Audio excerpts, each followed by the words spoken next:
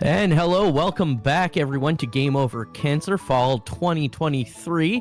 I'm your host today, Level Up Leo, and we're about to go over to one of my favorite games. It's Super Mario RPG. We're going to be seeing an any percent run, so it's always going to be interesting, and that's going to be capping off today. So RyanFord, go ahead and take it away. Tell us what's going on with this run. Hello. Yeah, so as introduced, I'm RyanFord. Yeah, I'll be running, I guess, the most optimal route for any percent for Mario RPG. Hey, right before the remake. But yeah, I guess we'll talk more about the run once we get it started. So, I'd like to count down from, or I'll count down from 3, 2, 1, go. Alright, so... Wait, it's a marathon. Why did I reset? Whoops. Because I'm so used to JRTA timing where we start the time from console on, but it's fine. It's fine. Which is like, what, 14? I think it's like 14 seconds after you get through the file select and everything.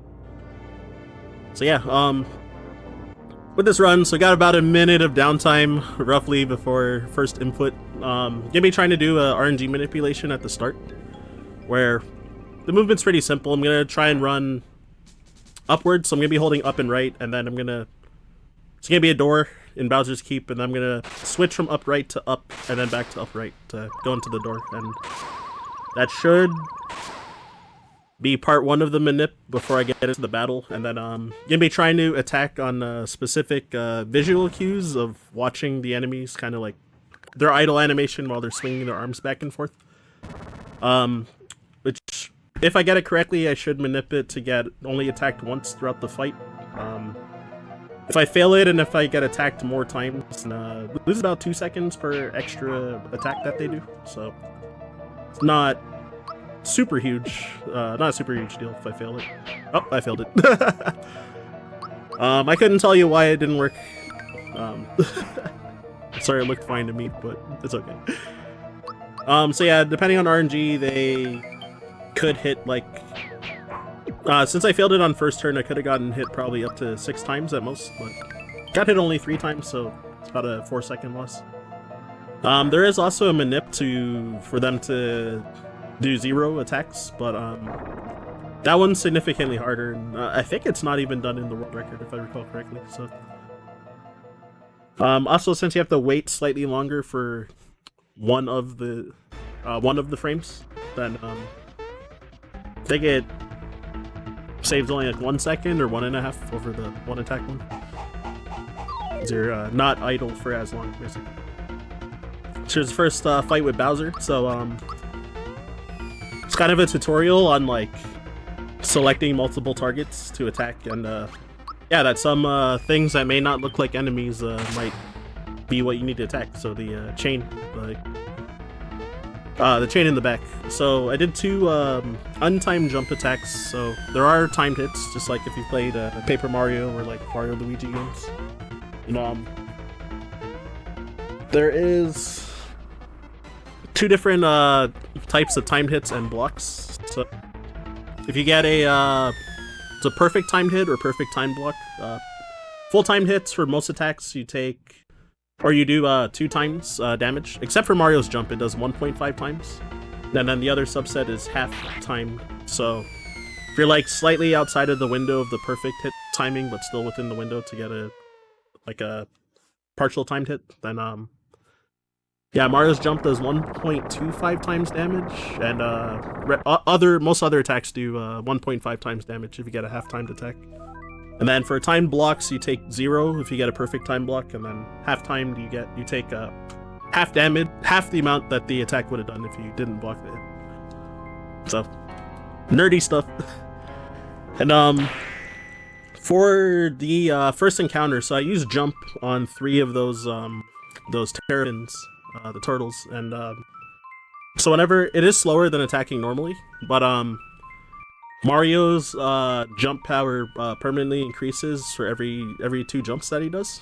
So it's like a hidden mechanic that's like not like told anywhere like in the game, but We do have some specific routing for some boss fights to for Mario to hit like a certain threshold of damage. With his jumps by jumping enough times in like prior fights and stuff. So it's like a bit of it's mostly important for like the early game, like first hour ish. And yeah, so still gonna be quite a bit of downtime. Like the next point of action is probably about like on the timer probably only hit about 6 minutes roughly. It's like yeah, when I'll start being like running through, avoiding battles and like fighting bosses and stuff. So yeah, since this is in Japanese, I think Japanese specifically, if you go to that exit and Toad tells you that you should save, is faster than using the save block and doing the tutorial on how to save. I forget if both are faster to go to the exit or if it's just Japanese only because of like less text when Toad brings you back to the save block.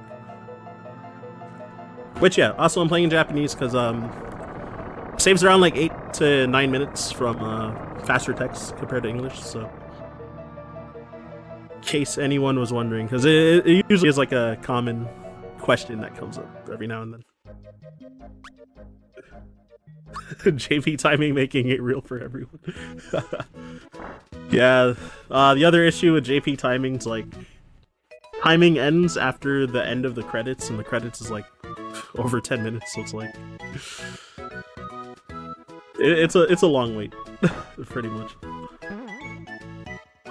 Yeah, so here Toad, there's 2 tutorials that are gonna pop up, so you gotta make sure to say no to them. The first one is how to use items, and the other one's how to perform timed hits. So since I already know how to do that, then definitely want to say no. If you overmatch on text, it can it can definitely kill your run if you take a tutorial, since no's on the bottom option. Alright, so here we go. Mushroom Way. So pretty much for the run, I'm pretty much always going to be trying to avoid encounters from regular enemies in the overworld. Except for like one that's like forced because an enemy is like completely blocking your path like way later in the run. But aside from that, then yeah, usually gonna try to avoid encounters. If I get into one and run away first try, then it loses about like 6 seconds, I think. 6 or 7. Alright, so here we go. Hammer Bros. So they have this attack, Hammer Time, which it's a 1 in 3 chance for them to use it. And it loses about 3.5 seconds every time they do it. So alright, it's 2 in a row already. So it's kinda below average. Alright, 3 in a row. And they should have 4 attacks in total for the whole fight, so okay, did a regular attack for the last one, so this is about my usual luck, but it's definitely way below average luck. And yeah, so this guy uses Valor Up. When you kill one of them, the other uses Valor Up, which makes them take half damage from attacks. And but yeah, that's why I jumped on one and then jumped on the other. So that would have them like near death. Otherwise, the fight would go one more turn if you just focus on one hammer bro instead of splitting up the damage, which is a bit longer generally. Yeah, so I got the hammer. So I'm going to the shop first, which is like kind of out of the way compared to going inside Mushroom Kingdom. But if you don't one second. Trying to remember what the items are. Okay, here you go. Yeah, if you go into the castle and like go through the cutscenes, then you'll be forced into a tutorial on how to equip your items if you don't equip that the hammer that I just got from defeating the Hammer Bros. So because of like needing to open your equips menu, then it's more ideal to just go and shop and do the equips all in the same menu. And yeah, so I got quite a bit of downtime again for more text. So it's like more text in the castle, then more text when I leave the castle, and then more text after I get the new party member. So It's gonna be a bit until like around, I want to say like 11 minutes and 15 seconds or somewhere around there. I don't know. I don't have the timer up, but probably gonna be somewhere around there, I think. But throughout the run, though, I will do safety saves just in case. I potentially lose fights from bosses, or if I get into like bad encounters that like could kill me, possibly if I get like really unlucky and don't manage to run away a bunch of times. So yeah, saving. I think I'll lose about like 4 seconds per save, roughly. So better safe than sorry, because if you game over, you end up back at where you last saved. So even though you keep the EXP that you gained, but normally in like PB runs we save twice in the run because of doing RNG manipulations. So we save and do like a soft reset to manip RNG in some spots, which I will be trying to go for during this run for both of them. I'll settle in for the end of night Mario RPG goodness. Or sorry, RPG goodness, since we did just have Tides of Time. Or Jets of Time, sorry. Chrono Trigger. I was watching a bit of it on my way home, which I've seen people do runs of it, so, and I love the game as a whole, so it's nice to watch. And yeah, I'm hoping that my reaction time is good for everything, because I'm also just so tired, because yeah, I have to wake up at like 7:30 for work, Eastern, and yeah, even though it's only like 9:30 now, like, I don't know, so something about waking up early is just tiring, I guess.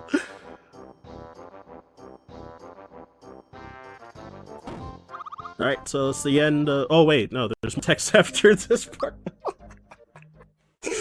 Yeah, there's a little bit of text here with Croco talking. But there's a save block straight down, so I'm gonna actually go and use that save just for safety, in case I lose to Croco, because it's definitely very possible if we get like kind of bad RNG. You know, it's like kind of common to happen, honestly.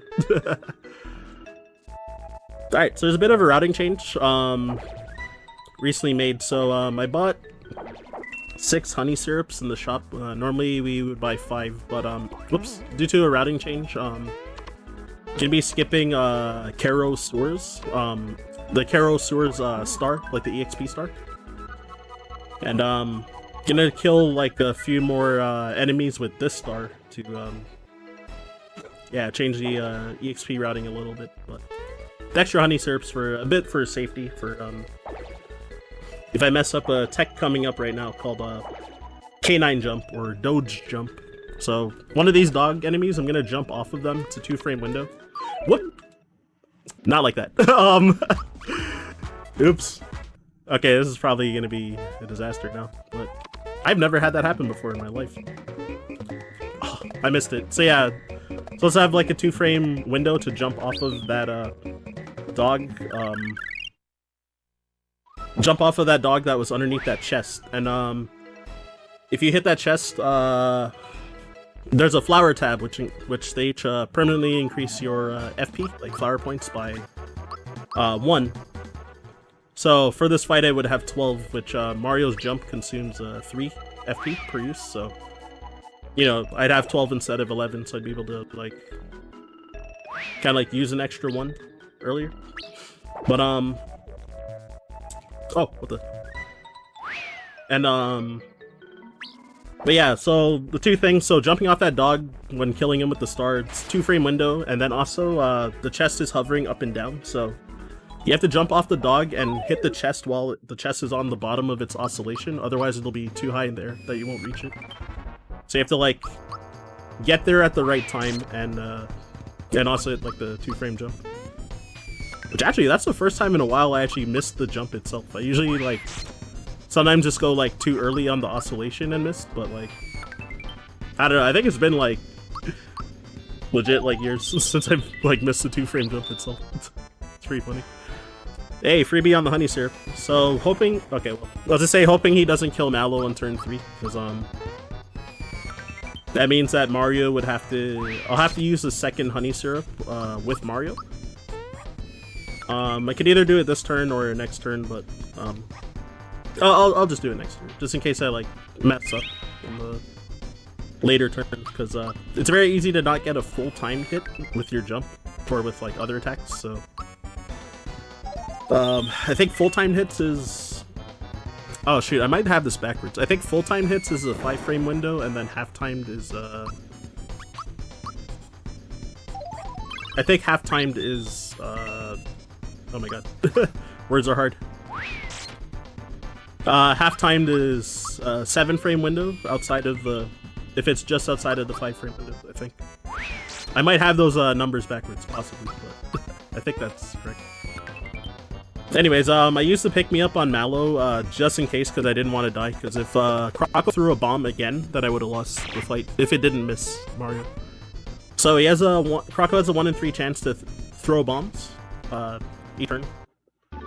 And it was really bad that he like threw one at Mallow specifically on turn 3, because if Mallow was using defend, he would have survived the bomb, but because I had to use the honey syrup there, then he wasn't defending, so he just got one shot by the bomb. Which it's sometimes like just a little bit of a time loss, but then also because he threw a bomb at Mario before the second last turn of the fight, and you know, I had to be careful, because if he threw one more bomb, then yeah, I would have to end up back at where I just saved and go all the way back for that fight, which would have been a problem. So I really don't want to encounter these shy guys or shysters like on the pogos, because you can't run away from these fights. So I think since it messes up your EXP, I think it's better to reset if you get into an encounter. So me trying what's called max skip. Oh no! I choked. That's crazy. I missed the easy part. That's so funny. So yeah, so you can jump over the trigger to fight Mac, and yeah, fighting him is really slow as well. So it's like faster, way faster to just reset. Like, I don't know. I think if I get it like 3rd or 4th try, it's probably like faster than actually doing the battle. So it's really slow to do the battle. But yeah, so gotta jump on the shyster's head, and then while it's bouncing up and down, then you want to jump off of it while he's like at the top of like his bounce, so you can like jump over the trigger. But I think because I moved like too far left on his head by accident, then I think I hit an invisible wall. Yeah, there you go. So yeah, that was pretty unfortunate that happened, but oh well. Because yeah, at one point I was trying to press like just down, and I got like a down left input, so I think that put me too far leftwards, so I hit the invisible wall. That was a weird flip, but anyway. So there's a skipped fight. So yeah, after some more text, yeah, pretty much saving the people of Mushroom Kingdom with avoiding the fight for Mech, and also a fun fact, first try. Fun fact, if you open the like your pause menu, then the star piece menu is not there after this fight. Normally it's supposed to be, or sorry, if you skip this fight. Normally it's supposed to be, because there's like the cutscene where Mario gets the star piece, but since I skipped it, like technically don't have the star piece, but the game only checks for the final star piece to like have the game be completed, so it doesn't really matter. Alright, so Karo's Swords. So normally I would go into that pipe down there and make my way to a star, but oh, whoops, an EXP star, but yeah, with this new route, we skipped grabbing that star, so just gonna go straight to the Balloon fight.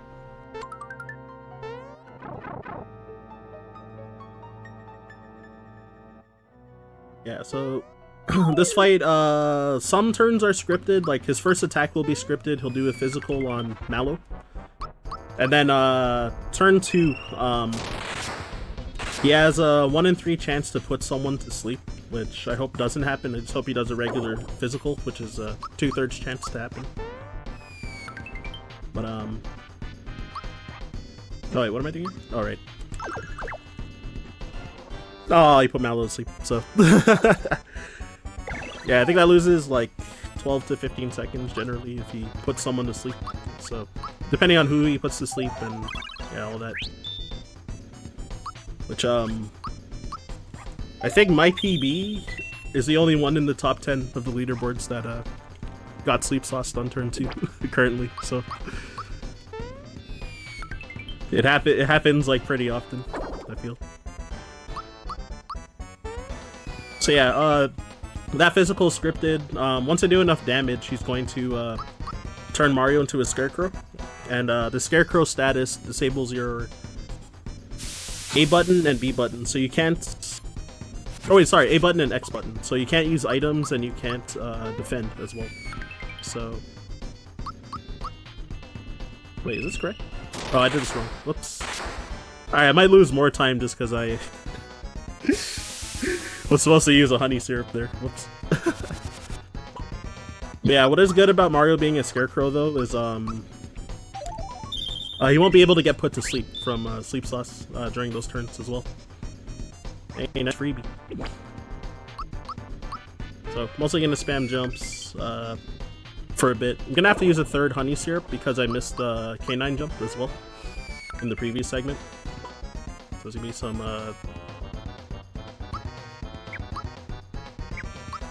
some time loss from that, and then I also need to grab 1 extra flower tab at some point too, which I'll get from Roseway coming up a bit later.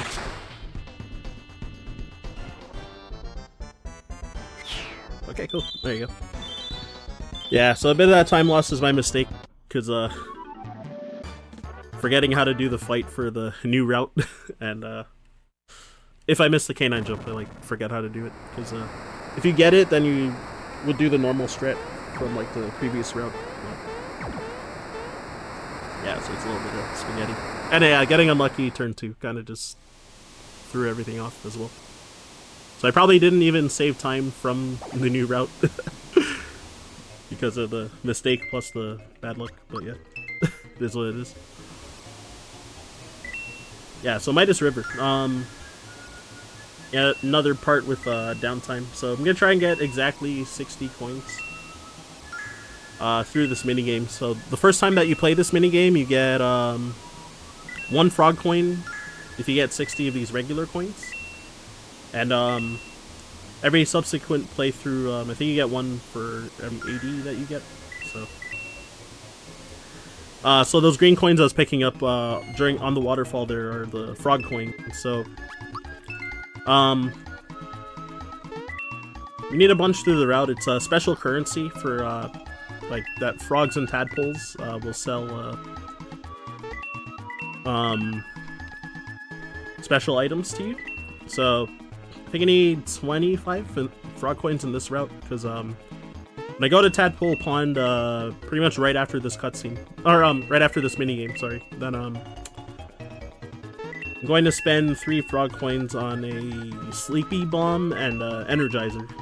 So Energizer gives an attack up status, so it boosts your both physical and magic attack by 1.5 times on whoever you use it on. Just like Geno Boost does the same thing. And that includes using items, like offensive items that do damage. They also get the boost. And yeah, so I'm gonna use it on Geno on the next boss to increase his damage throughout the fight. And then yeah, the Sleepy Bomb, it puts can put all the enemies to sleep like in a battle, and gonna be using that on like the second last fight in the run. So you buy it now and then just like literally keep it for like 2 hours. So when I was grinding this minigame for frog coins when they were a kid, I certainly did, personally. checking all the extra paths that you can like fall into as well. But for the speedrun, taking those extra paths is slow. Where you can get potentially like flower tabs and stuff like that from them. Oh yeah, so I also did mention that using turbo is allowed for this speedrun. So yeah, I'm using like a ASCII pad controller or ASCII pad. Actually, my A button is kind of defective, so sometimes it like doesn't match text. So I occasionally have been like losing time sometimes from like not advancing text because it's like not like matching sometimes, which is kind of funny. That tends to happen. I think this is like my 5th or 6th one, and usually that tends to happen where the A button starts going and starts like not mashing sometimes. So, and I usually replace it with another one once it gets really, really bad. It's usually either that or it's like some diagonal input on the D-pad like starts like being inconsistent and not working. Which actually with this controller, holding up and right sometimes like won't input properly, and I'll get like just right or just up sometimes. Or sometimes I'll be holding up and right and like running straight with it for a bit, and then it'll like drop the diagonal and start inputting only one of those cardinals for a bit, and then it'll like go back to inputting the diagonal. So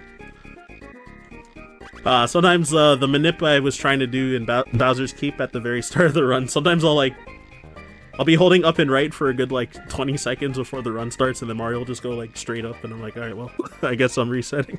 It's like kind of funny, but I just have to like pray that it's fine.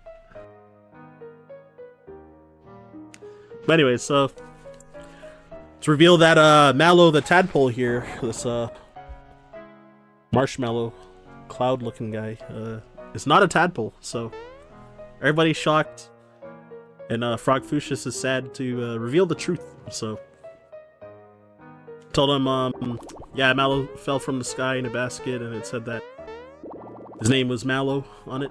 So yeah, it's kind of his origin story. Okay, there you go. So I bought the Sleepy Bomb and Energizer as well.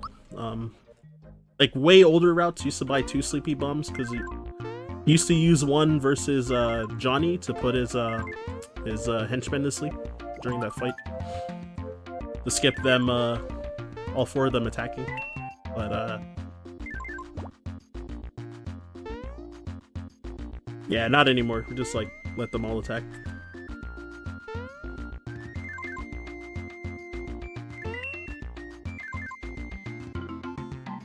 Is that Team McIntyre for the raid? Thank you, thank you. Yeah, I hope that everybody coming in from the raid is you'll settle in and enjoy this, I hope. So yeah, Mario RPG. No, lots of people love this game. It's like really shaped a lot of people's childhood. Hey, which McIntyre just said that. So saying that. And yeah, I know a lot of people are hyped for the remake coming out. I as well. Can't wait. Don't know if I'm gonna speedrun it or not, but I think I'll likely try it. I'm hoping that the speedrun is way different from this game, so but we'll see. It looks like it probably will be different, but yeah, we'll see how different it is. Yeah, so the town here is getting terrorized, Rose Town, with arrows coming down from Boyer. And making a side stop here for so I bought 2 fearless pins in this route. So fearless pins prevent fear status, so usually happens from enemies that use moves like Scream or Sandstorm. Sandstorm's the common one that I'm using it for to avoid, because it's a AoE attack that causes fear on enemies. Or from enemies, so one of the later bosses, Punchinello, if he uses Sandstorm, it'll lose less time because I have it equipped on Mallow and Gino, so they won't get feared. And then versus the annoying Cake, Blunt, he loves to use Sandstorm most of the time, so being able to prevent fear on that. It does help a lot, but in one of the previous routes, or a few of the previous routes, I used to use wake up pin to prevent getting put to sleep or muted.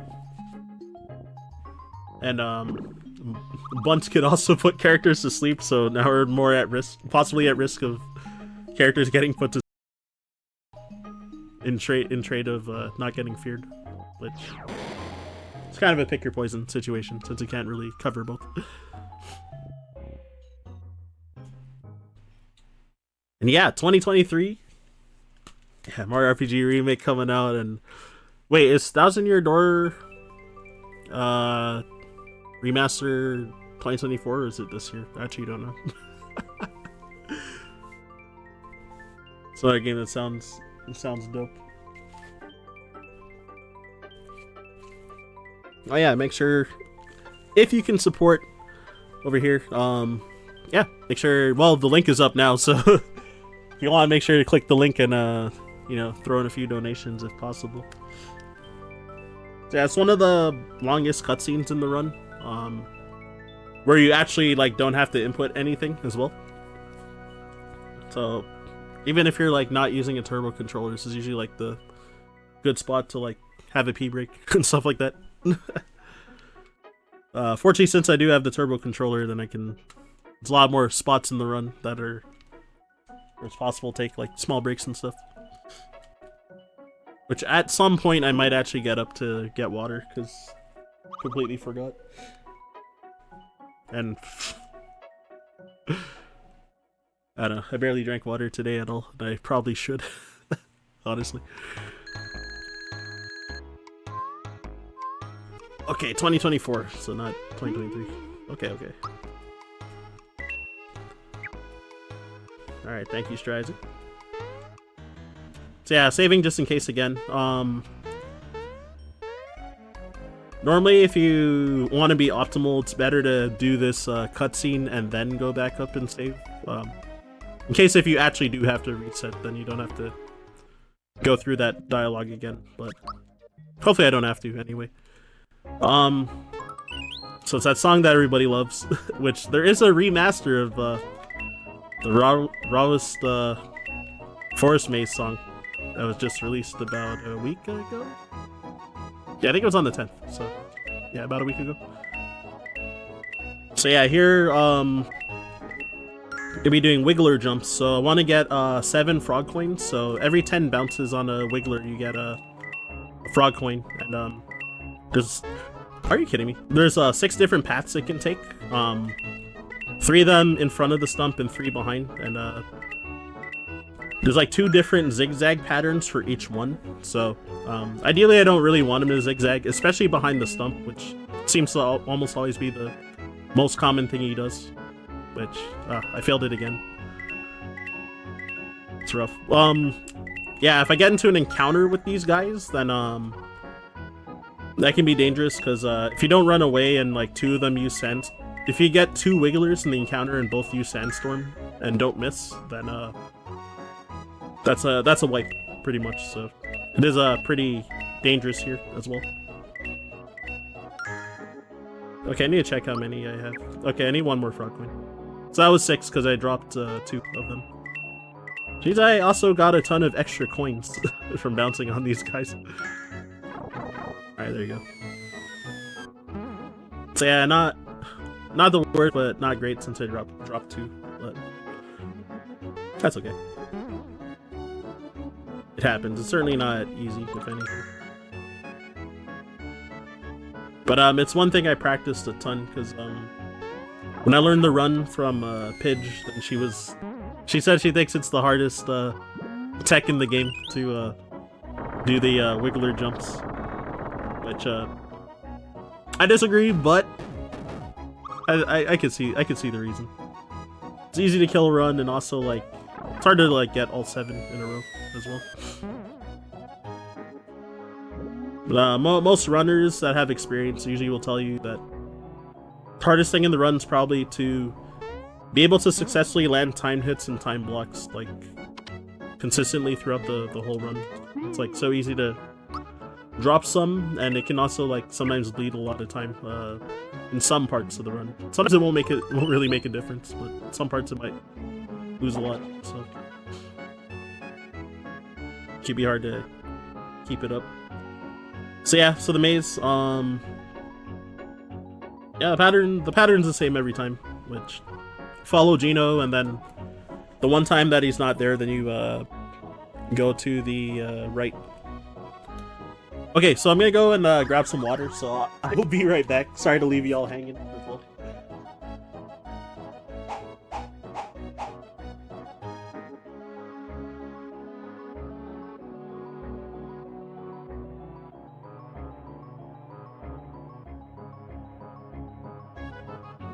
While he's grabbing water, I just want to remind everyone to press !D in the chat to donate. We also have some incentives going on. We have the Dadish character bid war going on for tomorrow. We have the titular Dadish versus the Possum. And also we have Final Fantasy VI, the bid war for GOC Day 3. That is a save versus kill Sid. Right now, it's a dead even tie, pun intended, between Save Sid and Kill Sid, both at $10. So if you'd like to be the decider for that, is definitely the most, go ahead. Like, intimidating for new runners. It's like once you get it down, it's like it's very yeah, I feel like once you start to get it, then it's like it'll become really consistent. But yeah, for barrier to entry, it's difficult, and there's like a lot of people that pick up the game that aren't able to do 100 super jumps, and I think it's also something that one either scares away new runners or just kind of like gatekeeps newer runners as well. It's definitely another tough one. This is me gaming. Thank you for the raid. Alright, so here we go. Fortunately, I made it back in time. So in this route, gonna just mostly be doing Geno Beam, and gonna be throwing the Energizer I bought. I hope it freebies, but we'll see. It has like a 1 in... I think it's 1 in 4 chance to freebie. Unfortunately, it didn't, though, but could have saved time on the next bus or mini bus after. So you gotta remember to use this honey syrup on this turn, because with this action of Geno Beam and then either defending or using an item, then it'll make Boyer lock the X button, so you can't use items. There's like a certain like point system which like makes Boyer lock a specific button. If you you add on more points depending on like which actions you do, and once you hit above certain ranges, then he'll lock was it Y button, then A button, then sorry, X button, then A button, then Y button. So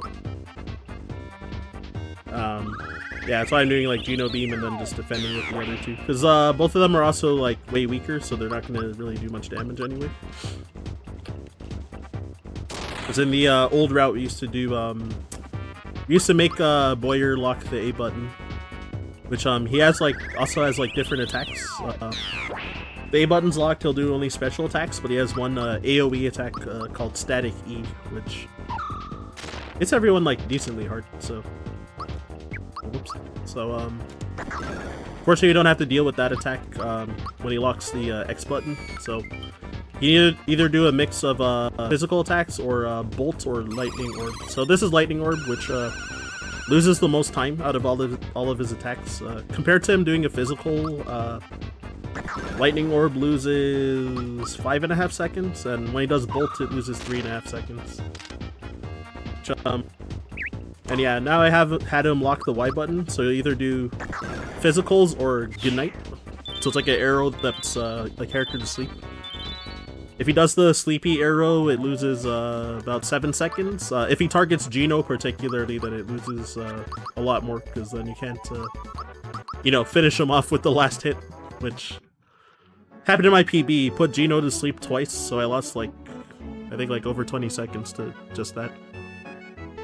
My current PB and the PB before that, so I... in this current PB, when I was racing against my old splits, I didn't even save time on this segment because it happened again, which was like 2 1-in-9s in a row, because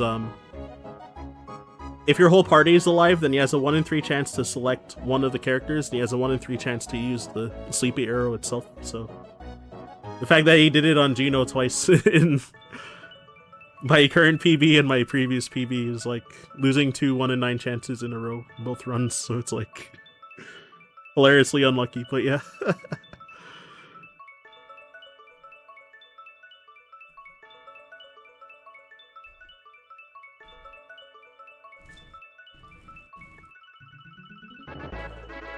Okay, so excuse me. So star piece here.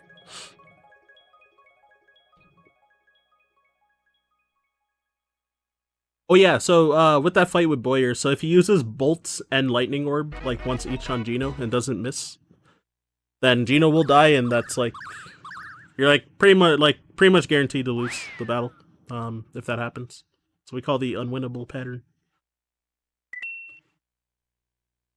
Or 2 bolts in a row on Gino as well.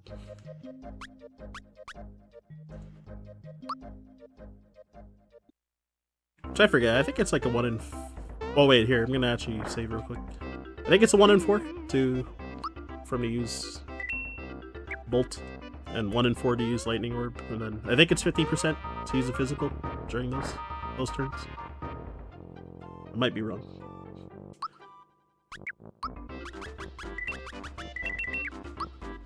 So yeah, selling stuff. Oh no, I clicked the wrong thing. So yeah, I sold a bunch of stuff because I'm clearing out inventory space, and I also want to I'm gonna buy a ton of stuff in Seaside Town way later in the run. And so I bought so yeah, each of the characters' new weapons in that shop. So finger shot, symbols for Mallow, and punch glove for Mario. And then I also bought 4 work pants. So work pants is gonna be the armor that I'm using like for the rest of the run, except besides super suit once I manage to get it. And the work pants, since it gives you some defense, it also gives you a bit of an increase to your offensive stats, and it gives you some speed. So the speed is pretty important because we want to be able to outspeed all the bosses pretty much. So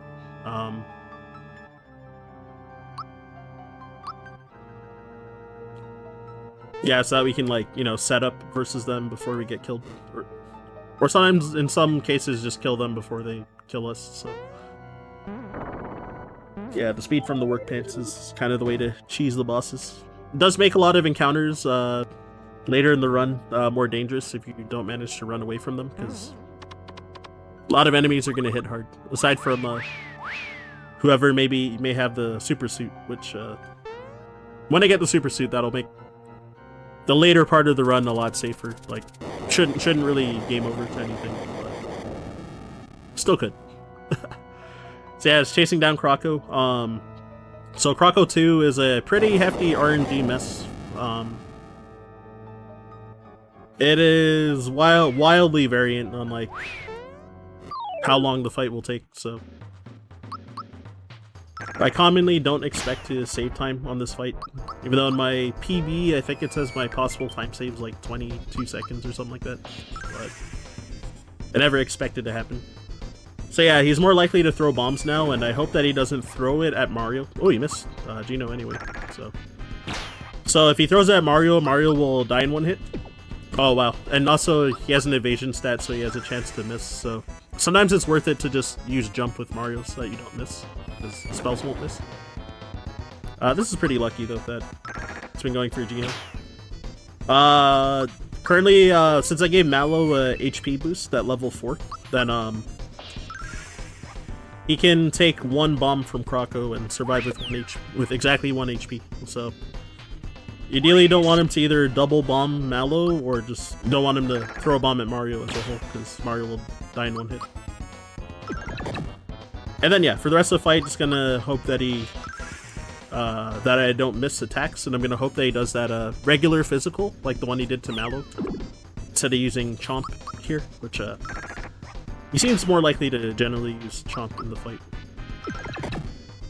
The other part of the gamble, so with Mario, since like, you know, you get the consistency of actually doing damage by using Jump because it'll never miss, but then so using the regular attack is actually faster than using Jump, and it also does more damage, usually, so... Oh, nice fight. That was decent. Oh, I got the flower box drop again. That's like actually 4 runs in a row. That's insane. Unfortunately, it's definitely a run that probably doesn't have a shot at PBing, so it's like the wasted luck yet again. So flower box, Croco has a 25% chance to drop that item after the fight, and if you use it, it permanently raises your max FP by 5. But I'm gonna sell it later because it's worth 500 coins, and going to want to buy a bunch of bombs later for bosses. Man, that Bob-omb was such a jerk. No! Oh, this is bad, actually. Okay, no, it's fine. Cool. Yeah, for the EXP routing, I wanted to kill 9 Bob-ombs with that star. The Bob-ombs here, they give 5 EXP per kill with the star, so...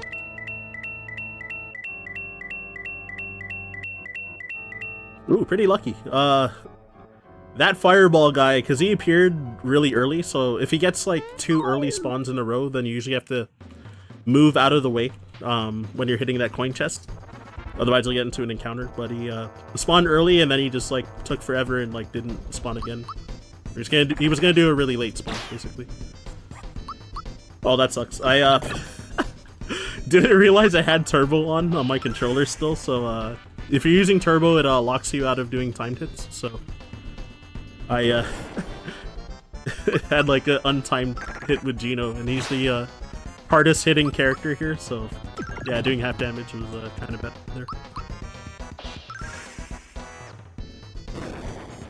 Yeah, oops.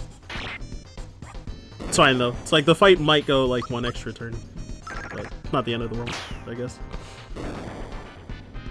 Yeah, so what can kind of low-key lose time in this fight is like how many times these Bob-ombs attack you. I think it loses about 2 seconds per Bob-omb, and you know, they can sometimes attack and sometimes not. Oh, there's Sandstorm, which it's also kind of unlucky, especially because he did it this early in the fight too. So yeah, he has so every turn oh whoops. Punchinello has a 1 in 7 chance to use Sandstorm. And normally on an average fight he'll attack about 5 times, so it's like close to 50-50 whether he'll use a Sandstorm or not. Like, when someone told me his stats, I think it's like 54% against you for it to like use to possibly use it once in a fight. Someone who is not a runner, but this, I think they like know stats or you know, did stats in like college or something.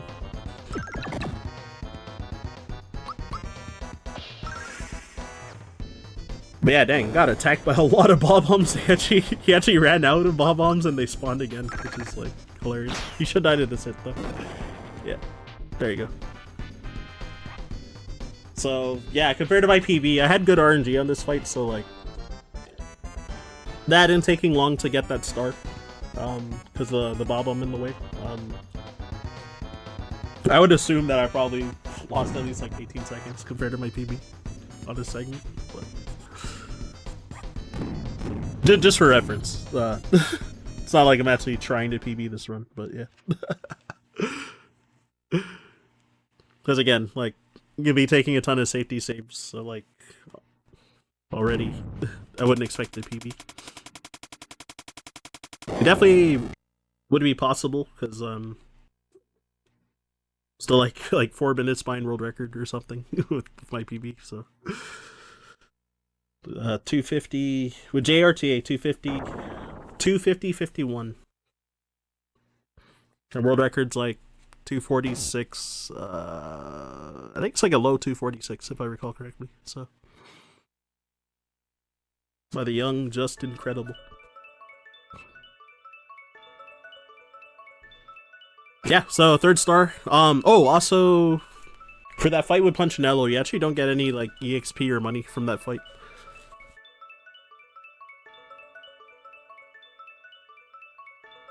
It's one of those another random fun fact.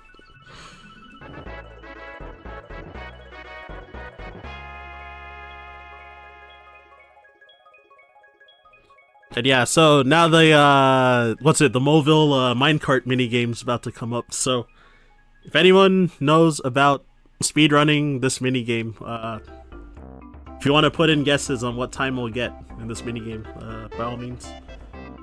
If I do really well with like almost no mistakes, it'll probably be like a 156, but 156 or 157 most likely, and then for every mistake I make, it'll probably lose like roughly a second and a half. So like, I don't know. I feel like I generally usually get somewhere between like 156 and like 207. I guess is like commonly in that range, depending on what happens. 69 seconds. Exactly.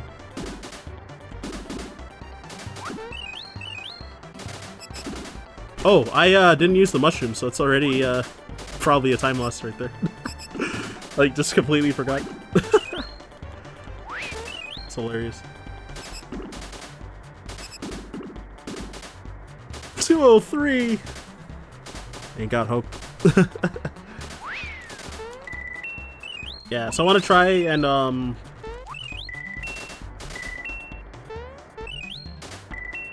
what's it called? I want to try to get those big coins as much as possible as well. So those large coins are all worth 10 each. Same with that chest I was hitting in Moville Mines right before Punchinello. It's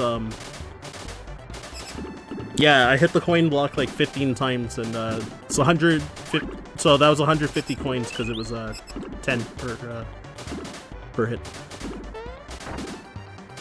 So yeah, I gotta make sure not to crash on that that broken part of the track, because you'll get put on an alternate path, which just like takes really long. So.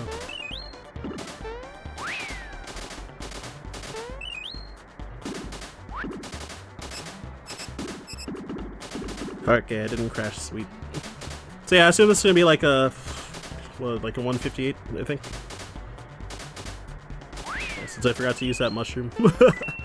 Oh no, I missed those 2 big coins. It should be fine though, I think. I also got so much like extra money throughout the run, so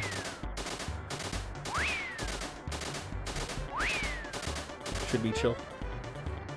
Yeah, 150, 840.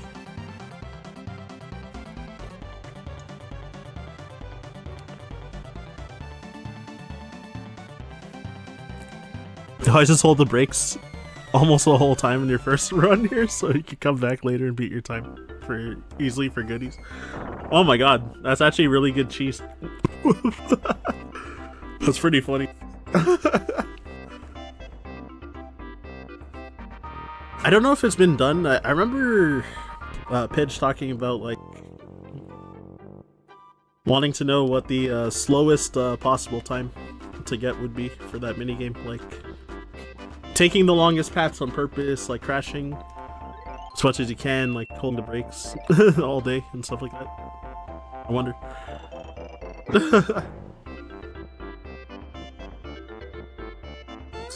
Taskmaster. Also, yeah, that song's pretty good too. Quite a bit of downtime here yet again, since gonna have to get used to it. It's, the Sniffits and Booster all definitely love to talk, so. They are funny characters, though. Like, if you haven't played this game, I definitely recommend playing it in English, because, yeah, so the translations are, like, not even just translations, but, like, localizations. It's, like, it's, like, definitely a job well done. Yeah, so I grabbed a rock candy there, which, I want to try to use it on this next coming boss, and I'm gonna be trying to do an RNG manipulation to try and freebie it a couple times. And then if I manage to keep it after this fight, then want to use it later on the Axum Rangers as well. Since there's 5 of them, and yeah, the rock candy will hit all of them for like 300 damage. So if I don't get it, there's like a backup route, but I'll also like guaranteed lose over half a minute if I fail the minute coming up. Lose half a minute like an hour later in the run, so yeah. So yeah, after Bowser here joins the party, there's a another tutorial on how to swap party members, so I want to make sure to say no to that tutorial, otherwise that loses a lot of time as well. There you go. Since you can only have 3 allies in a battle. So now that I have Bowser, unfortunately in this route, Mallow won't be used for the rest of the run. So he'll just be chilling in the back like a real prince.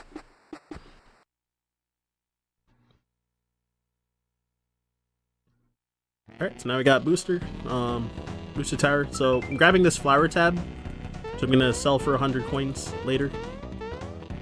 And want to do some pretty weird movement to try and avoid encounters. So encountering the Sniffits, you can't run from the fights, and then if you encounter the Bob Bombs and don't run away, they might blow up and kill themselves, and you could mess up your EXP routing by winning the fights and getting EXP from them like blowing themselves up, which is pretty funny. Also love this music, and I love the movement in the tower here. So I saved just in case, because again, because battles that you can't run away are littered everywhere. What we call the checkerboard room, which is the next one. It's a bunch of booby-trapped enemies that also can't run from fights, so I want to avoid the battles and grab all the frog coins in there. Oh, whoops. I was thinking one room ahead for some reason there. So yeah, the Booster here, so normally when you're playing the game, you can either wait for, when he throws all these Bob Bombs down, you can wait for them to blow up, and then he'll give you some certain kind of text. Or yeah, you can just also just leave the room. Which of course is faster to just leave, but yeah. So those Bob Bombs take a while to blow up.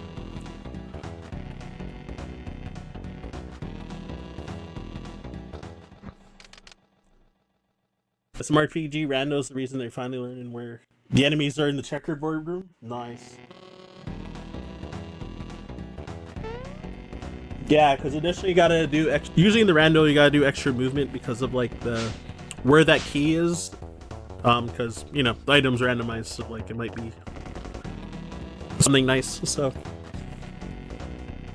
it can be like quite a slog to like get into a bunch of battles in that room too.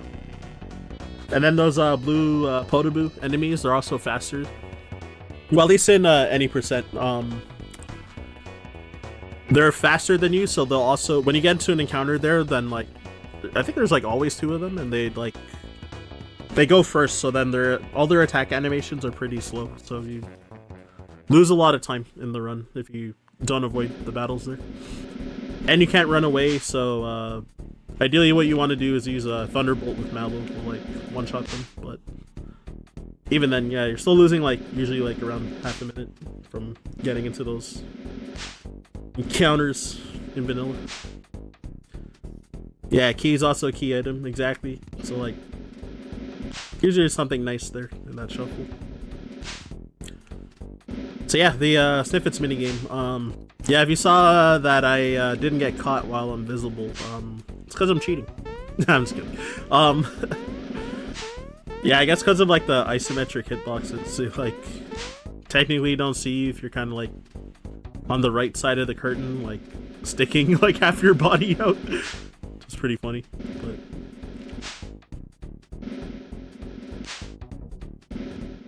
yeah, like sometimes I have just my nose, and sometimes yeah, like it's kind of egregious that I had like half my body sticking out there and didn't get seen. I'm playing it a little safe. Like you can stand way further, but I didn't want to screw around like too hard and get caught, because I think if you get caught 3 times, then you have to fight all 4 of them. So it's pretty bad for the run. Also, if you get caught, it's just like there's like extra dialogue, and also that minigame's really slow. So if you get like caught, especially later in it, just like loses like over a minute. So definitely don't want that to happen.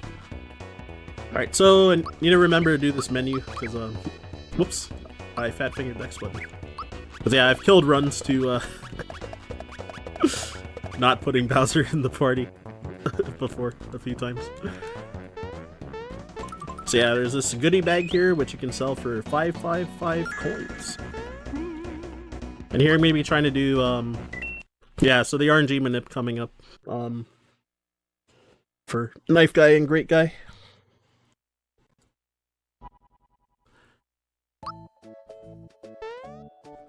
So, hoping I get it. But yeah, so first off I saved. I jumped on the save block while it was on the top of its oscillation. And then, yeah, now for when to do certain attacks, I'm going to use audio cues, so I'm going to be quiet for most of it. Oh, I swear that I turned off turbo, but it was still on. What the hell? Alright, that was dumb. Let me try again. I could swear that when I, like, file selected here that I, like, flicked it off, but I guess not. I guess I just imagined it. So I had an untimed hit, which would have screwed up the fight pretty badly, because, yeah, Gino, or Knife Guy would have lived.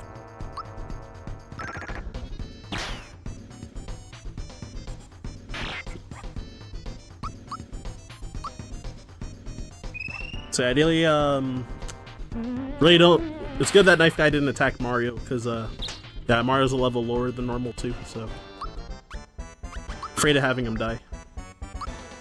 I pressed that so early. Oh my god. Yeah. Okay, I'm gonna try one more time. One more time.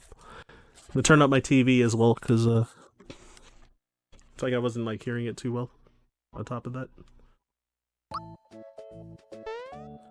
So I hope that the TV... I hope the mic is not picking up the TV audio, because I turned it up a little. We'll see though. I'll try one more time though, but if I fail it, then I fail it.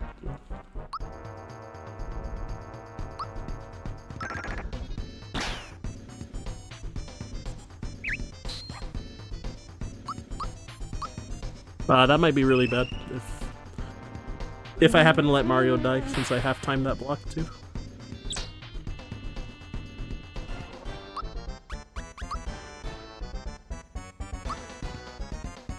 Alright, should be good for the first part. Okay, that's good.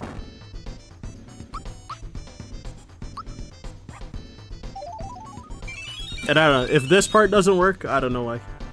Okay, it works. Cool. Because lately when I was practicing the manip, that particular part would fail just like majority of the time, and I had no idea why. Oh shoot, okay. I did too little damage with Mario, but it's okay. Just getting in one more hit with Gino now. Yeah, since Mario, this skip Karo Soar's route, then Mario is one level lower, so a lot of times he won't do enough damage with that attack. So normally you're supposed to do either the three rock candy manip or 4 rock candy manip, but it's fine. I didn't want to like fail it after getting the 2 rock candy part. So yeah, also those coming in from the raid. Thanks, Mr. Cab. Yeah. So if you want to guess how many hearts I'm gonna get, I'm gonna also take off my headset again because I need the audio for this minigame. So you can get what 0 at worst and 16 at best. Sometimes due to RNG, you can't get 16 as well.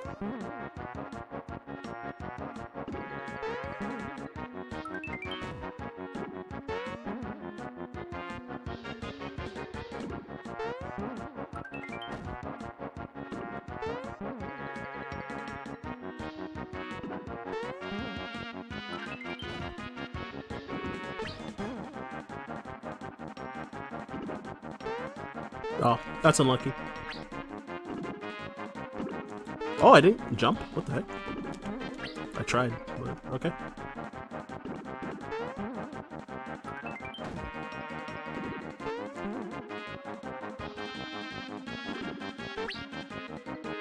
Oh. So yeah, during the second and third phase of this, usually I'm staying on the right side and hoping that, well, for second phase it's just random, but hoping that, the barrels, one of the barrels comes out on the right, because, when you're all the way at the front of the screen, it's, like, kind of not really reactable to, like, for the middle and left logs when they come out, so... And yeah, I think I, like, never got a right side log except the first time, I think, so... It's a bit unlucky, but... And then yeah, since the snippets kind of like start running up at random times, then like... Sometimes they would kind of like... come around the same time that a log was coming, and they're like lined up with it, so it's like a bit awkward.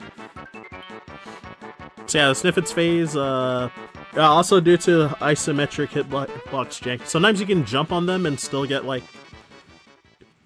take damage like as if they hit you when you like clearly jumped on them because of like stupid hitbox jank. Yeah, 13's very solid. I'd ideally like to get okay, yeah, so 8, if you get at least 8, then you don't have to do any backups, so you won't like lose time. If you get a minimum of 8, and then yeah, ideally you want to get increments of 3 after that, so 8, 11, or 14 gives you like a good threshold for potential backup strats if you make mistakes later. But I mean, 13's still very good, so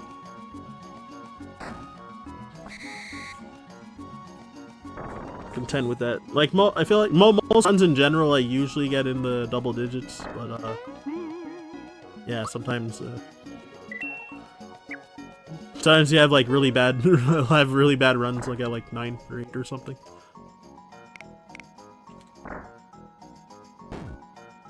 Where like at least it's like separated into 4 phases, like 1 barrel, 2 barrel, 3 barrels, and then just the snippets. And like if I get like less than 10, usually like 2 of those segments went like extremely bad. So yeah,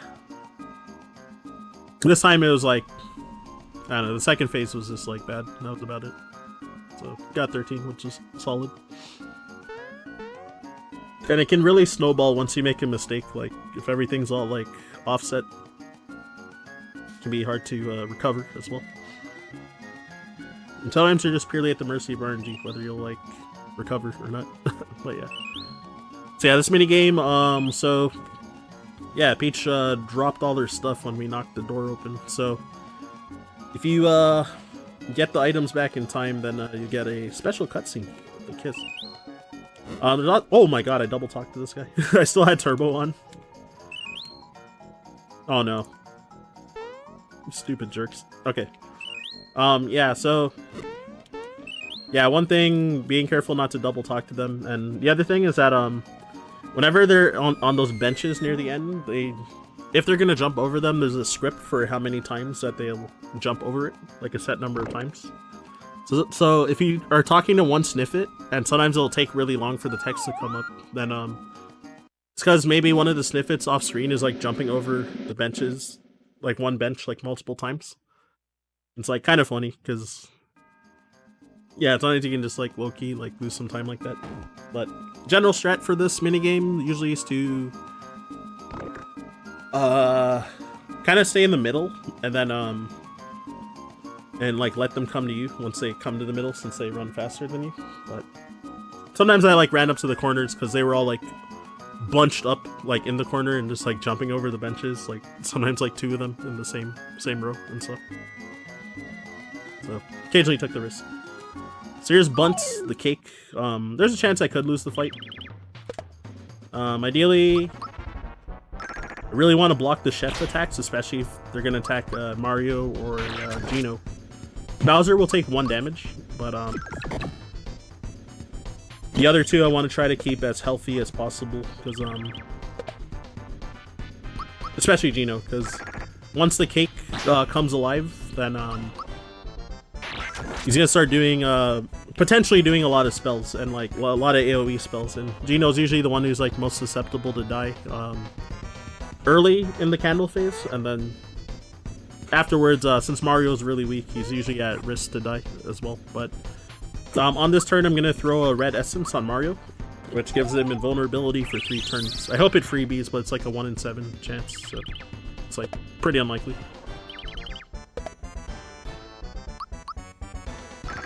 And I want to start the candle phase, ending with Geno's attack, because so at this point, the candle phase, every time you attack the cake, he'll 1 candle will go out, even if your attack misses as well.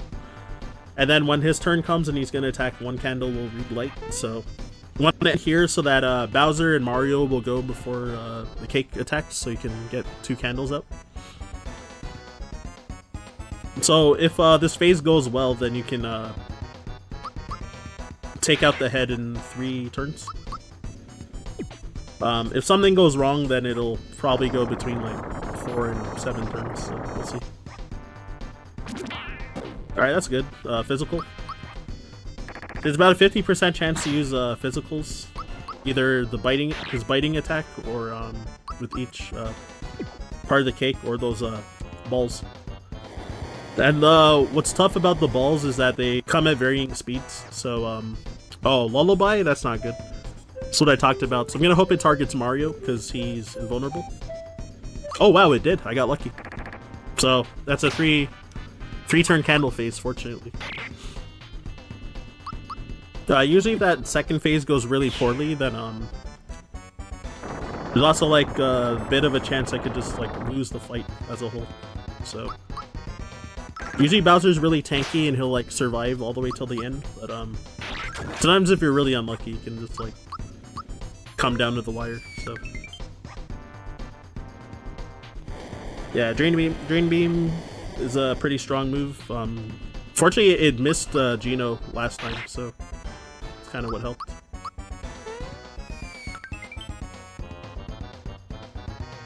But yeah, since Geno died, then yeah, just use the jump with Mario to finish it off instead. And yeah, since this bottom part of the cake has 600 HP, then if I did a timed hit with Bowser there, it wouldn't have killed. So, or barely wouldn't have killed. So I just did an untimed hit since it's a faster animation, so he doesn't do the second slash or like the stab with his claws.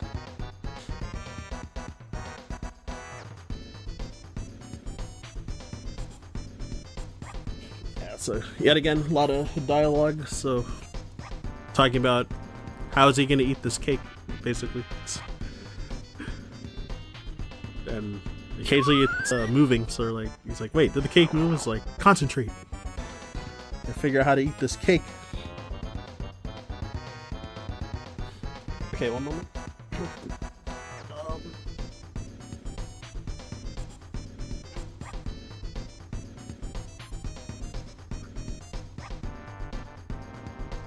I forgot, I also wanted to charge my phone charger, because portable charger, because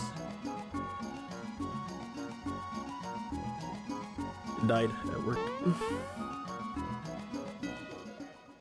Alright, so Peach joining the party for a while. Gotta bring her back to Mushroom Kingdom.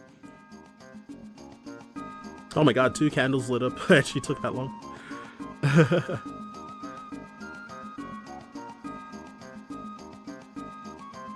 Hey, it's Janzaruzi. Definitely a stream monster. Regular in my stream as well.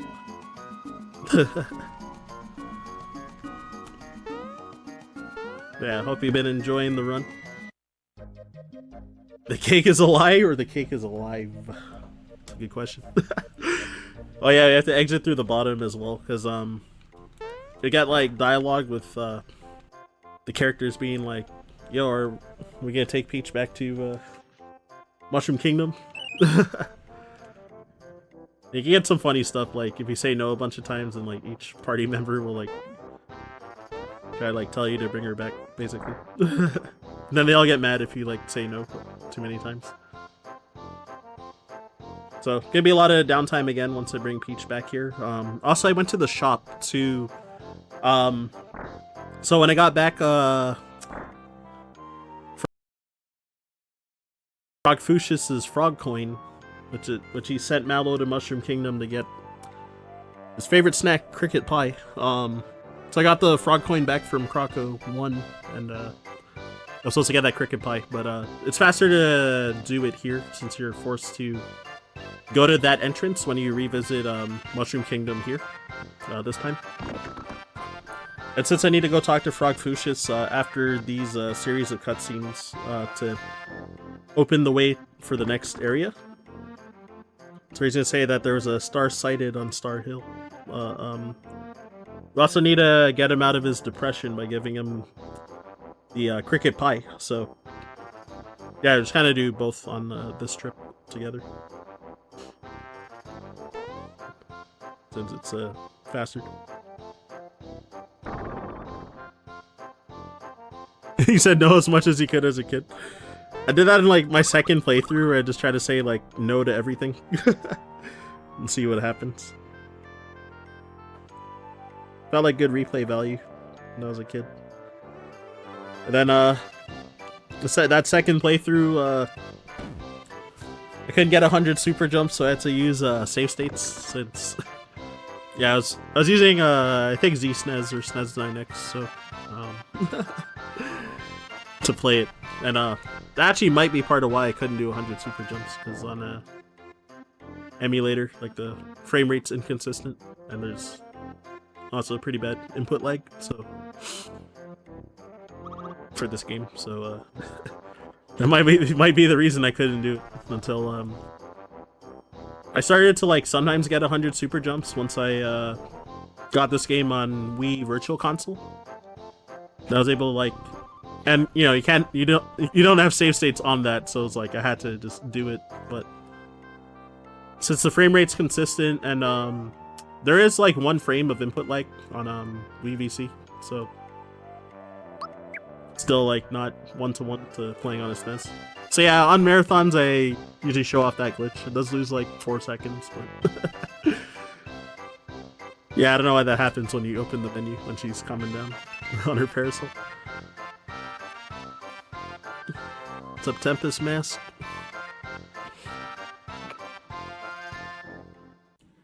And yeah, yeah, other inconsistencies with VVC is that there's some parts where the game lags where it like normally doesn't on SNES, and vice versa. So actually Smithy 2 is like hard to do like super jumps. I've like never gotten 100 super jumps on that fight. But when I first ran this game, I ran it on Wii VC for like 5 months, and I didn't get 100 super jumps on Smithy a single time. There was a marathon called SNES Superstars where I thought I got 100, but I actually got 99. So I was like, oh, that's my first time ever getting 100 on Smithy too. But yeah, I switched to SNES because I was also switching to Japanese at that point too, and then so I got like a SNES and like the Super Famicom version of this game and all that, and then first 2 tries actually on Smithy 2, I got 100 super jumps. So it definitely was just because of like the game lagging in that fight on Wii VC, why I couldn't get it for 5 months on Smithy 2. But then I got it like first 2 tries on SNES immediately after. So So the hardware definitely matters.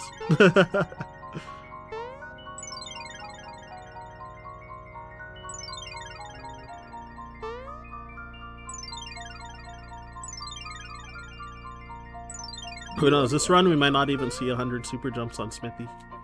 So, depending on how the fight goes, we'll see.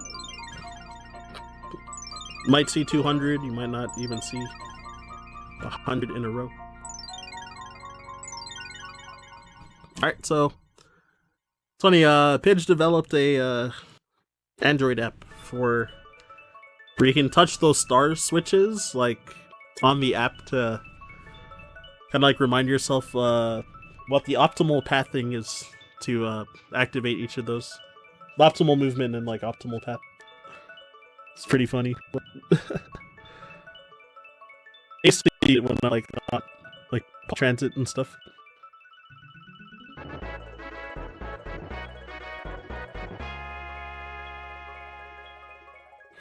Yeah, definitely shout outs to Pidge. Yeah, I always tell this story that she like taught me this run in July and August 2018. So I went to her place a few times since we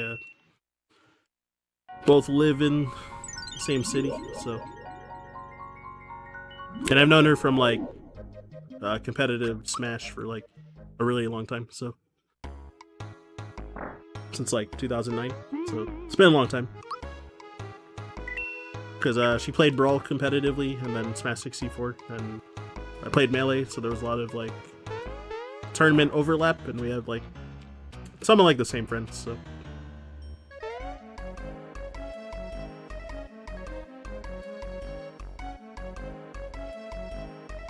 alright, so okay, I have 22 frog coins, that's good. So I was able to buy the EXP booster, so whoever has that accessory equipped will get double EXP. So here comes this kind of long menu. It's not like super long compared to like, I don't know, Final Fantasy or something, but well, yeah, I have extra money, so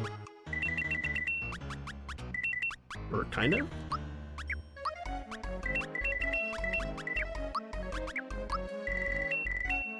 Whoa, the turbo just like stopped partway through again.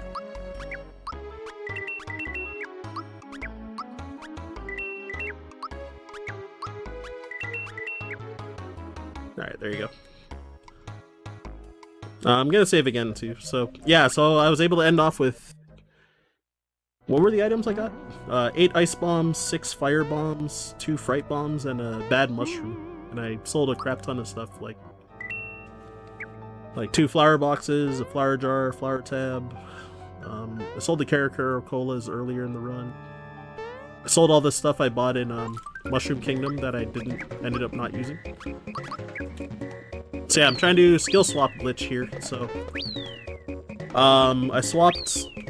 Normally you can't pause when you get the get like EXP stars, but since the game kind of like fades into your pause menu, then you can what's it called? You can pause like as you're about to hit the star chest. So what does that do for you? Then yeah, so I did the party swap menu there, and I swapped Peach and Mallow, so they're in the wrong slots. So whenever they level up, they think the wrong character leveled up. So if you hit a level up threshold where the character was supposed to learn the opposite person's special move, then the wrong character will learn it. So it's called the skill swap glitch. So what? That's so unlucky. Oh, that's really unlucky. Yeah, so Peach hit level 10, which at level 10 for Mallow, he learns Shocker. So since I swapped their slots, then the game thinks that Peach learned Shocker instead. Yeah, so that might matter. Yeah, that is so rare to happen. That's like egregiously unlucky, but oh well. Do you have time for a donation read? Yeah, go ahead. All right, we're approaching halfway to the estimate there, so now seems like a good time. We have a donation of 10 US dollars from Tempest Mask 1000, who says, "Another fall season, another game over cancer. And what better than to bring the RyanFord for one of the finest collab RPGs around. Ryan, after seeing you play this for another charity, I'm extra hyped for your run tonight. Best of luck, my dude." Thank you very much for that, Tempest Mass 1000. If you'd like to put your $10 towards an incentive, go ahead and let people know in the chat. Exclamation point I in the chat. Back to you. Hey, thank you. But yeah, thanks for reading that, and thanks Tempest for that donation. Also, that's a nice freebie right there. What was I gonna say? Yeah, the other event, about a week ago, or a week and a half, did like a kind of like a casual playthrough with a bunch of professional voice actors that hosted an event called Charity of the Seven Stars. So, unfortunately, the host he has a injury to his right wrist, so he wasn't able to like play the game. So he looked for someone that like speedruns the game or is like proficient at like randomizers. So he saw my JDQ hotfix show for random number generation, where I did a randomizer there, and yeah, so he asked if I could like play in his place, and then it like talk to all the characters, and then all the professional voice actors would like were voicing the characters and stuff. So characters and and some of the NPCs and stuff. So it was cool. Raised like a bit over $5,000 for that. Over like it was 10 hours. It was scheduled to be 12 hours, but I played the game too fast. So yeah, it was about 10 hours. So it was quite good. Also fought QLEX as like a incentive as well, so it was really chill. Oh, we did have like a 2-hour break in between, so it was like, I guess 8 hours of gameplay technically. Cause yeah, I took a long break for food, cause again I was like 2 ahead of schedule from playing, which was funny. Yeah, so I went into this room for what's it called? The safety ring, which gives you immunity to all statuses and immunity to including instant KO, and it actually gives you immunity to all regular elemental damage. So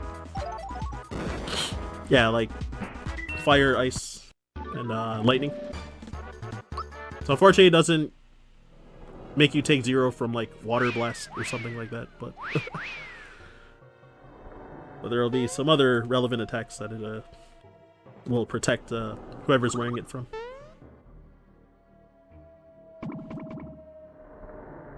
And yeah, and that event with the professional voice actors, like I was looking up some of their like IMDb's and stuff, and I saw they voiced like a ton of like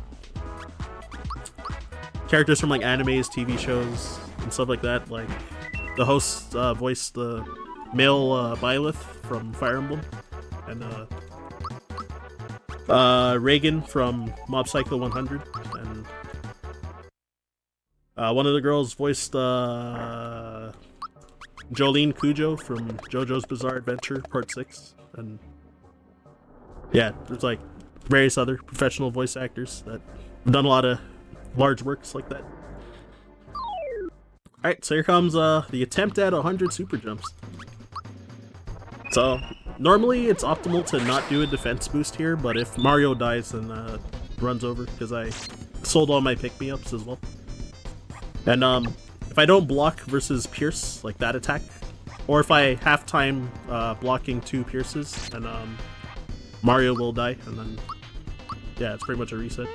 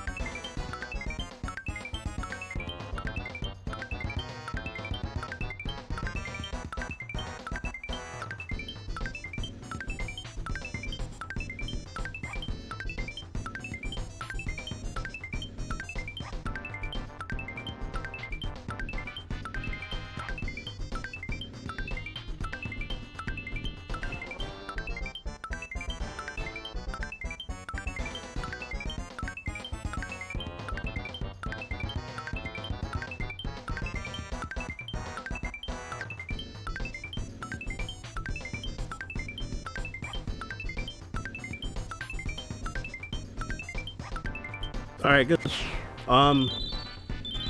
yeah, it's 100 super jumps. I actually lost count initially, but yeah, if it does 864 damage, then I know I got 100 for sure. And yeah, for later, yeah, when I get the super suit and the attack scarf as a reward, then those are really strong items that'll help a lot later for the later bosses. Which also be the reason that I don't really need to like grind, like do any extra grinding for levels and level ups and stuff. Thanks to that item. And yeah, so I guess the mechanics on super jumping, so the window to get the timed hit for each super jump shrinks down per jump up to the 13th jump. Then it shrinks all the way down to a 3-frame window, and then jumps 14 through 100 are all 3-frame window consistently. So it's gotta hit the button every 40 to 42 frames per jump. So yeah, I guess that's really the mechanics. If you're getting like generally like more than 14 jumps and you're missing and you're like dropping it partway through, then you're probably pressing it like slightly too early. If you're, you know, getting above like 14 often. Yeah, that's my other piece of advice for anyone interested in trying out 100 super jumps.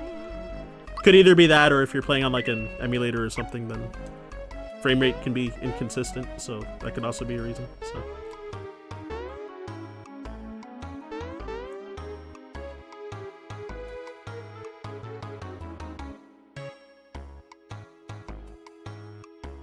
okay, so this fight, actually need to pull up notes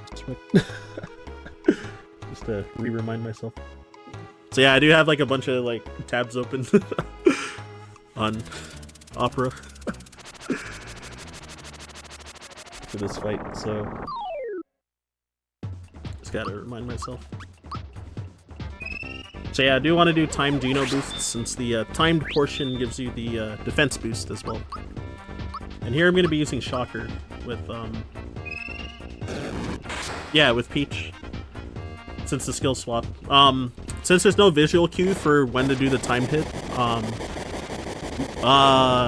we generally do it auditorily, so that's why sometimes I just stop talking, because I'm like, I gotta listen for the sound of it. It's very awkward to like get it too. And yeah, that water blast is scripted always, so yeah, we yeah, purposely route like the water. It gave Gino enough HP boosts to be able to survive that water blast without like boosted defense or anything like that. Oh yeah, I also got 2 firebomb freebies on King Calamari, so that's actually really good for the run. Freebie the Caracola, which saves 3 seconds later as well, because you can use that versus Smithy and not have to grab an extra one at the very end. Smithy too, so the final boss. And I'm gonna throw a Fright Bomb. It's a nice freebie as well, but wasn't really necessary, honestly.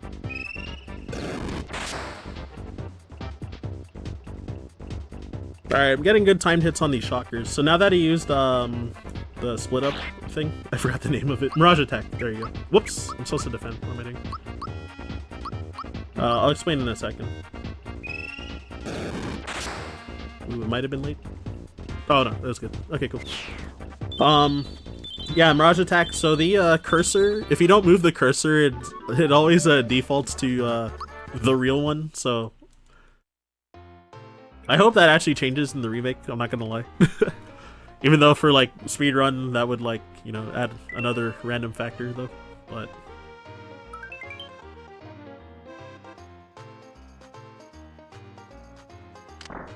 But yeah,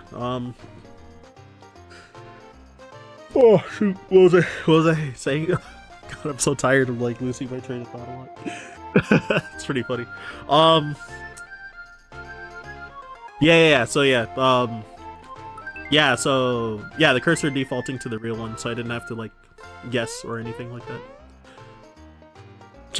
It's probably like an oversight from the devs. Oh, Violet's also playable in Octopath. Did not know that. Alright, some more shopping. Is buy some weapons and sell. I was gonna say sell any mushroom drops I got from those the pirate henchmen. The 2 fights I did right before Johnny, but actually none of them dropped any mushrooms, so I didn't have to do extra inputs to sell them. I was actually lucky. Yeah, since your inventory space is pretty limited, then well, I messed up that shot, so I'm just gonna grab that red essence for safety for Smithy at the end. I was gonna skip it, but since I shot short and landed like right there anyway, then figured I might as well grab it. Alright, cool, I got the fast gecko strat. I think it saves like 2 seconds over waiting for 1 cycle for the geckos, but it's pretty risky because yeah, you can very easily get into an encounter, like running into the geckos there. And yeah, so now there's these Shogun? Is that what they're called? These ants. So yeah, I'm just gonna throw ice bombs to one-shot them every time and hope to get some freebies. Fortunately, since I got that flower box drop from Croco 2 though, then probably hoping for a minimum of 1 freebie between now and Axum Rangers, but even if I don't get it, it's not the worst. Thanks to those 2 extra ice bombs. Yeah, these guys also drop pick-me-ups sometimes.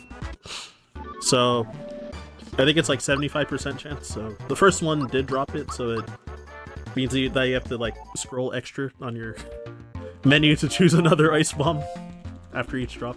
So, but the pick-me-ups are I do want to have at least 1 for later, just for safety. So the more the merrier anyway, despite that. Otherwise I would buy 1 in Nimbus Land, but yeah, most of the time they'll drop a couple in the run. They dropped another in that fight. And yeah, it's 4 battles here. So the bomb freebies for Fire, Ice Bomb, and Rock Candy are 25%. So, you know, usually kind of hope. Oh, there's one. But yeah, my best ran runs. I think like my top 3 best runs of all. Didn't get any freebies, and I didn't get any special things like the drop from Croco or stuff like that. So unfortunately, if you don't get any freebies, and if you don't have like the flower box from Croco 2, then you'll lose like over 3 minutes in the run if you don't get any freebies. Alright, cool. Got the extra gecko there. That's good. So even though I'm going to be using 2 stars here, the first star on the top floor there actually gives you more EXP per kill. Then the star that I'm gonna buy for 400 coins soon gives less EXP. So the top floor one gives you 11 EXP per kill on those enemies, on all the enemies, and then that's why I wanted to kill the one on the bottom here before it ran out. And then this star gives you 6 EXP per kill. So yeah, so it's a lot less. In the old route, you used to try to kill 2 geckos on the bottom, but the new route, it's like not possible because of when like 2 level ups are too close together, then Mario will like stop moving in the overworld briefly. So you get like 2 freezes in like bad spots in this new route because of the different EXP. So because of that, then yeah, you can't. You can only get 1 gecko on the bottom now in this current route.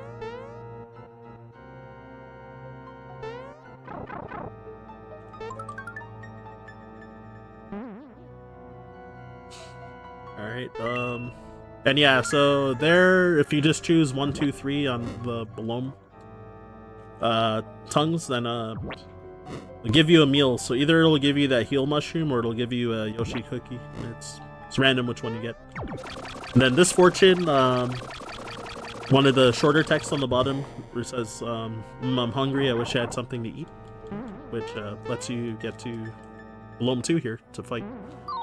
So I gotta make sure not to drop super jumps in this fight, otherwise I'll probably lose like upwards of half a minute.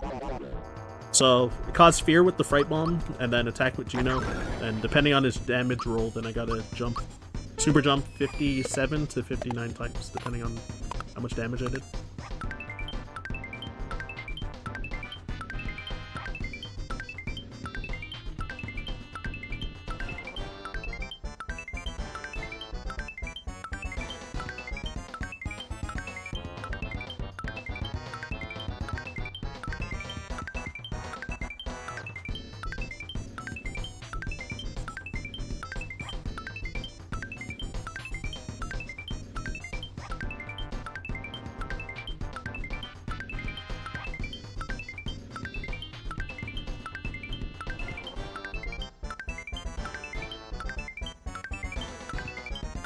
Was that 59?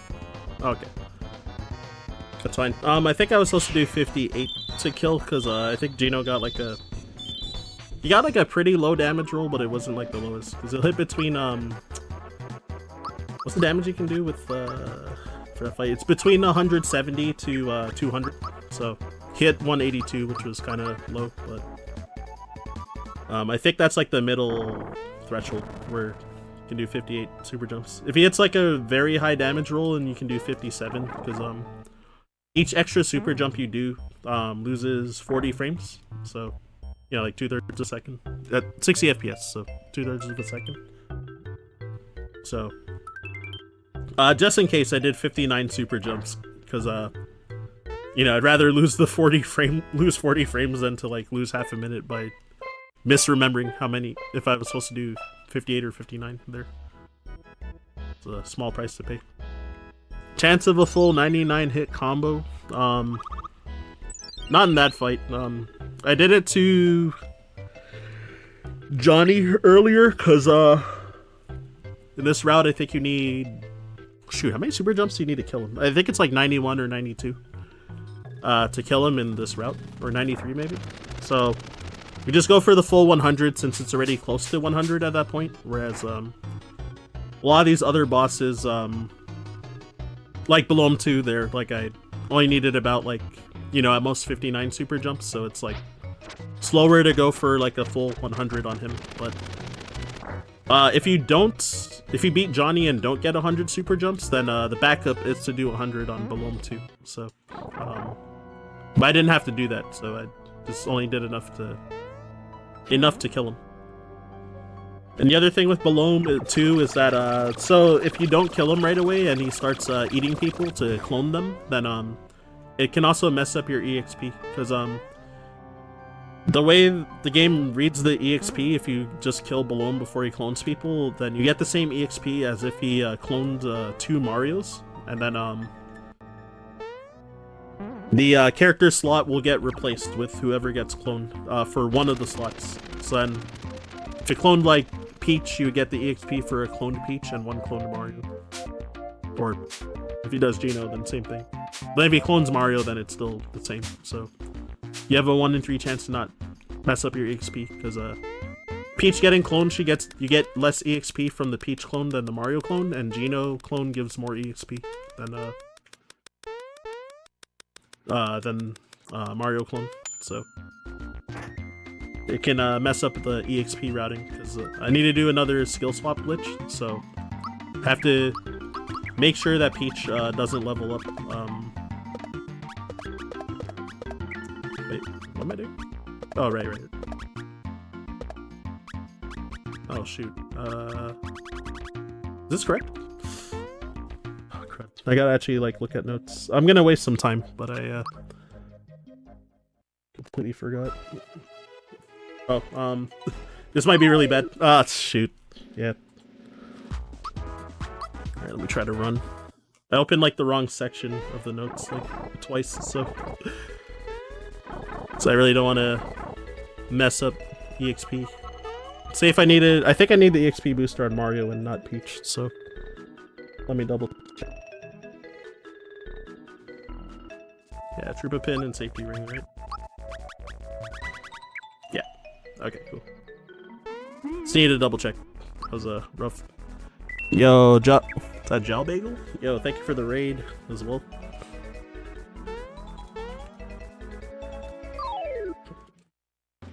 So yeah, my bad for the time loss there, but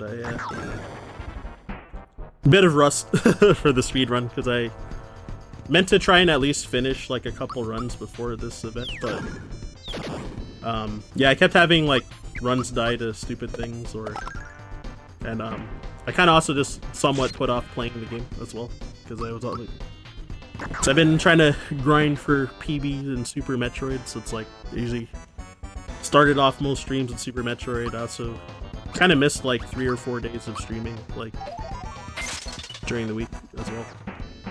Kind of unplanned, so. And I also had to de-rust Little Samson for a different marathon, which I ran on Saturday, so. And I practiced on Friday, so yeah, there was also that, so.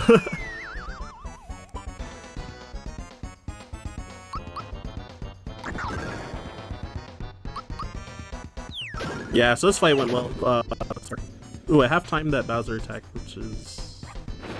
Might have to do one more hit to kill with Bowser. And yeah, ideally you want Mega Smilex to just use like regular physicals. The Pedal Blast that he did is scripted though, so that always happens, but... The Flame Wall, you ideally want him to use a physical, because physicals are just faster. And all of those Piranha Plant heads have a 50% chance to counterattack you if you hit them and they survive. Then they might do a counter as well. Where they just do like a regular physical.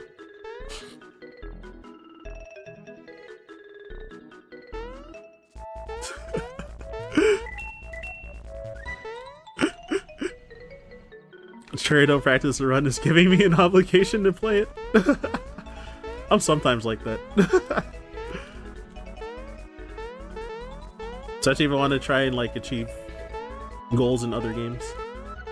But then on top of that, because another event called Zeldathon, so I was also learning Legend of Zelda Oracle of Ages because I wanted to. I submitted it for that event as well, and the submissions closed on like October 20th, so I was kind of cramming in learning that game as well. So there was a lot. I mostly do I've mostly been doing Oracle of Ages learning on if I'm at work or on like public transit or something, then I just have my GBA SP with me and my EverDrive Game Boy to use save states with, so it's not too bad. At least I can like do that one on the go during like downtime and stuff.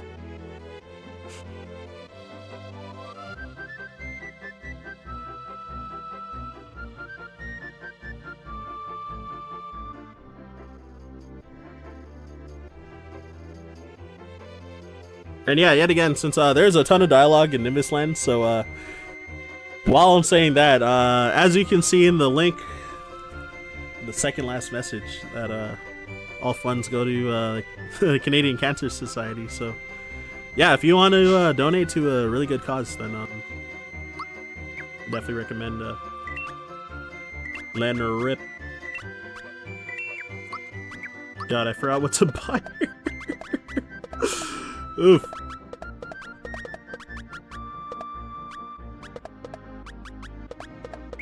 Okay, I kind of messed up the Eclipse there a bit, but it's fine. I have it correct, but I just did like the menuing wrong. Usually that menu particularly is the one that I'm like really rusty on every time when I come back to the game. So I have to like legitimately practice it each time. Okay, so my inventory is really good overall, so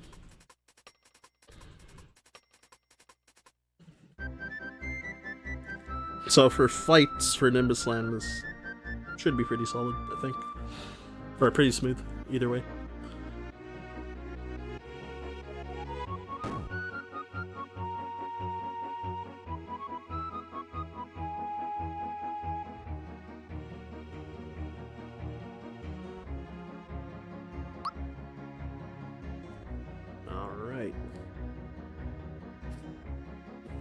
So yeah, again, long cutscenes, and then neat little mini game coming up with Dodo in a bit after a ton more dialogue.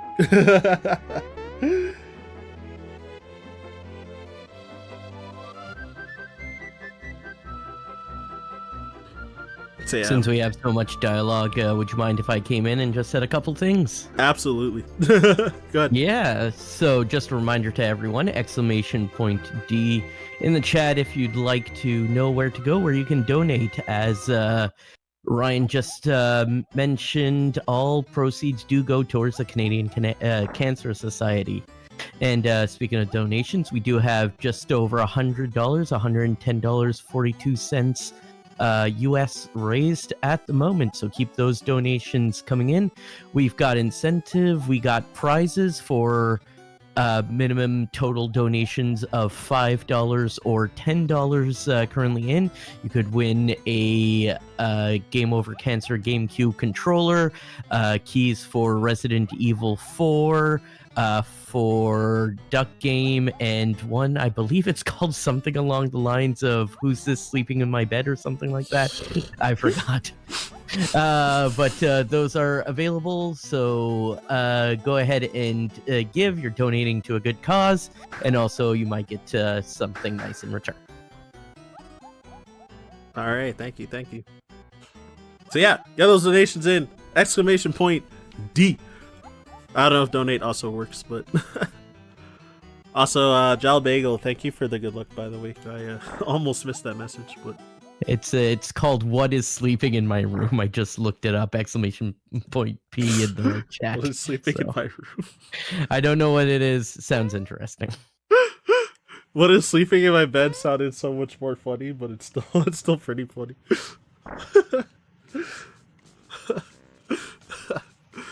Yeah, so this minigame, honestly, it's pretty trivial, but I don't know. There's definitely a non-zero chance that I could mess it up, but it's like, I don't know. It's generally pretty free, but so yeah, kind of when the pauses and the music happen is like cue for you to jump for the most part. Who's sleeping in my bed is the adult version. Oh my lord. So yeah, when this guy's helmet, Dodo, is covering his eyes is like when you want to jump, pretty much.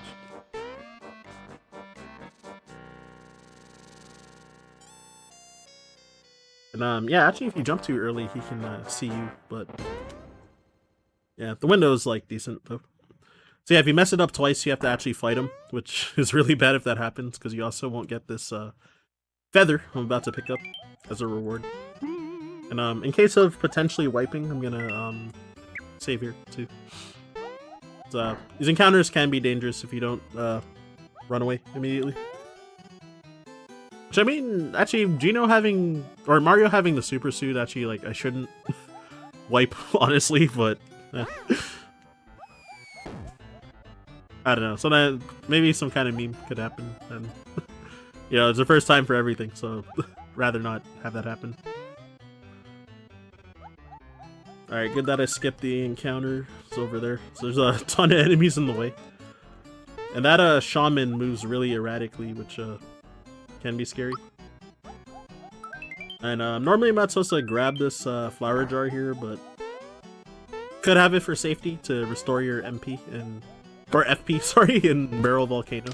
And right, got the heavy troop skip, nice. Barely squeezed past the chunky turtle.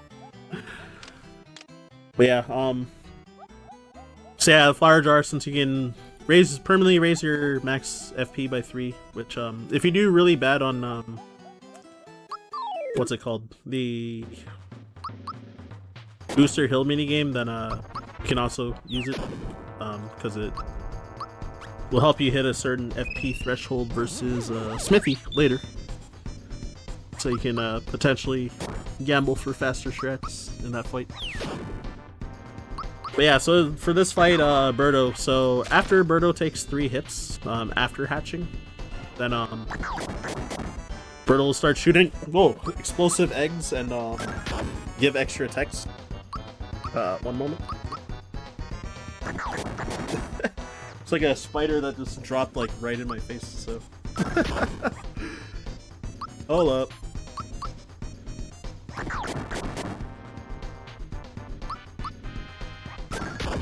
But yeah, sometimes you can skip a turn with Birdo. If Mario gets like really high damage rolls. Oh god, everybody got low damage rolls, so I'm gonna get the exploding egg, which is fine. It's just extra text and that. I had like napkins nearby. Hold it. Oh no.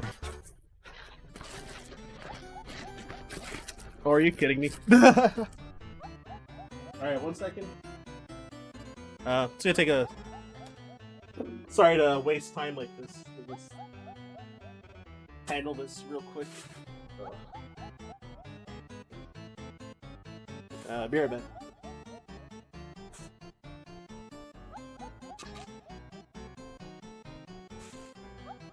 Oh, jeez. While Ryan is dealing with that, I'm just going to pop in and remind people we have some incentives going on. We've got a character bid war for Dadish going on for tomorrow. It's Dadish versus the Possum. So decide on which character will be selected for that run. And then we also have a kill versus save bid war going on for Final Fantasy VI. Save Sid versus kill seriously, Sid. Sorry about that. Welcome back.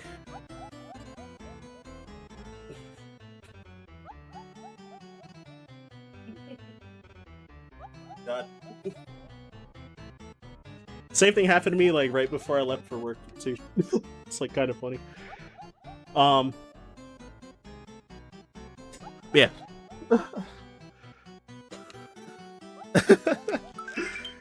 Oh shoot, it'll be in the VOD? You mean the bug or who's sleeping in my bed?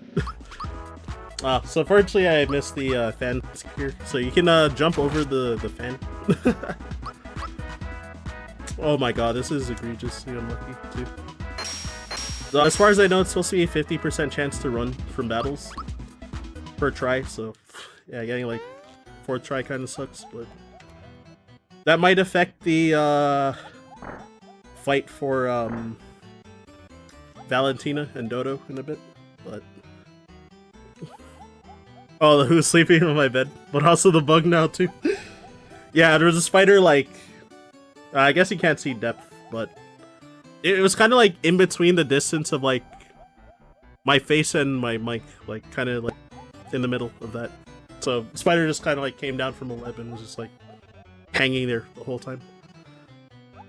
So yeah, that was a pretty obnoxious time loss as well, because normally I have like, I don't know, like tissues or like napkins nearby, but then on top of that, there's been a bunch of garbage that's happened at home. Like our washing machine broke like a little over a month ago, and we bought a replacement washing machine which just wasn't working when we bought it, and then we had like a repair guy fix it, and then it broke like after 2 cycles.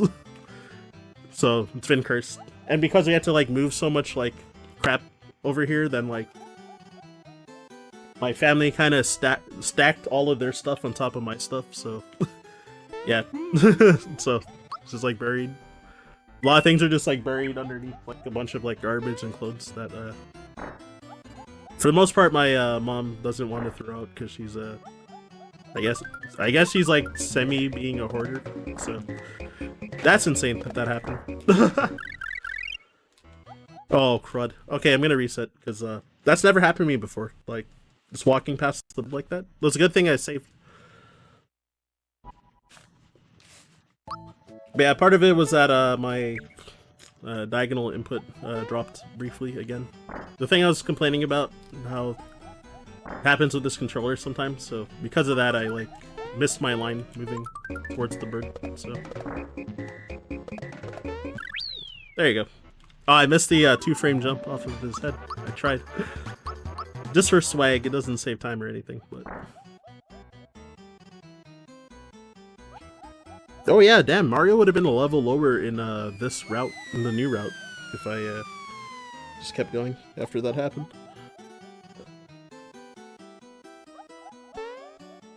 Yeah, I didn't know that Dodo actually like disappears if you leave that room too. 'Cause, the timer gets set really low if you when you run into that room. So it's not that that star is like actually shorter, it's just that like they give you like a small amount of time to actually like kill Dodo purposely.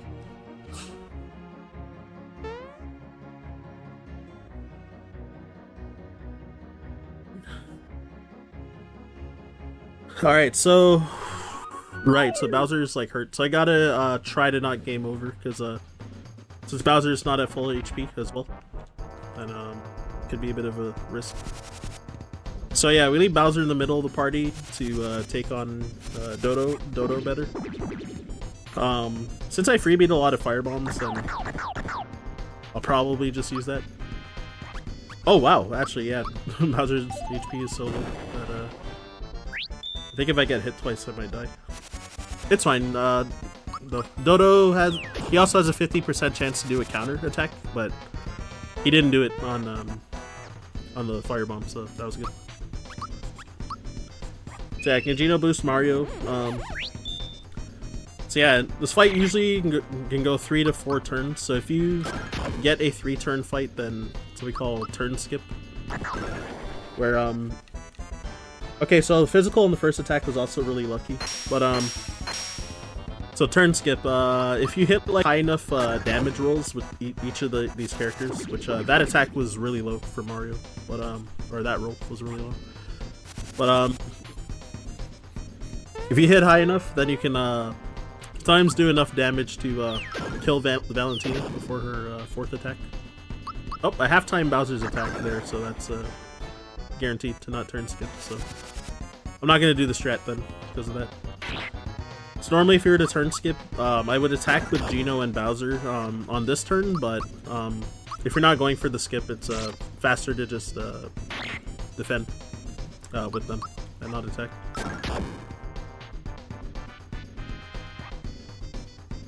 And yeah, jiggle physics.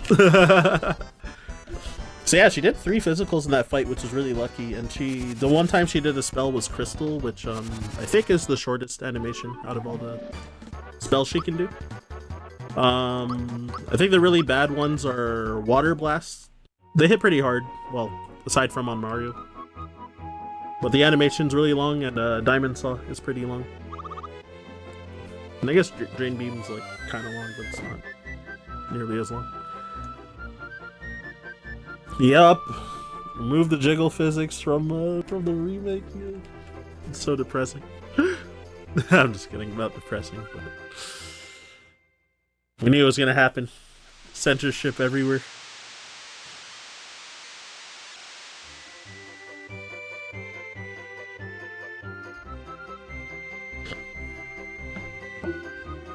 Alright, so what was I gonna say here? Yeah, so there's a... Oh wait, no, this is this is only the first visit. So Barrel Volcano is coming up next. Whoops. Need to actually move my notes over to that area.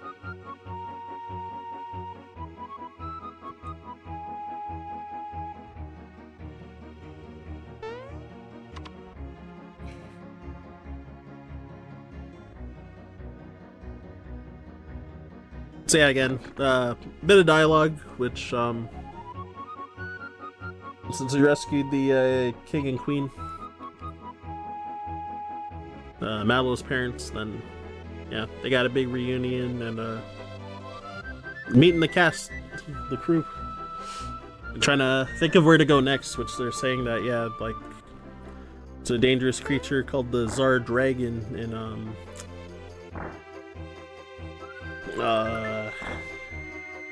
Barrel Volcano, and that there's probably a star down there, so we have to enter through the royal hot springs, so that we have permission. And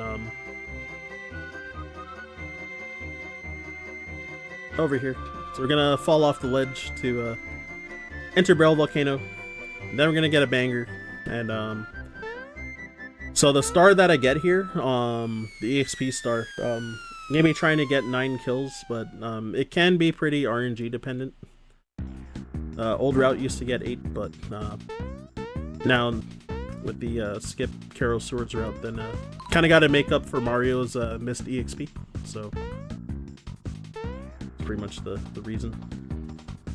And I'm gonna be going for a skill swap again. So, whoops.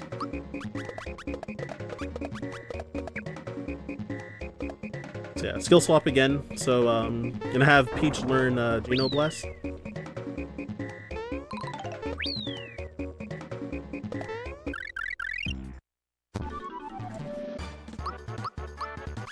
Yeah, so I think I was short 1 kill, so I think Mario won't hit level 15.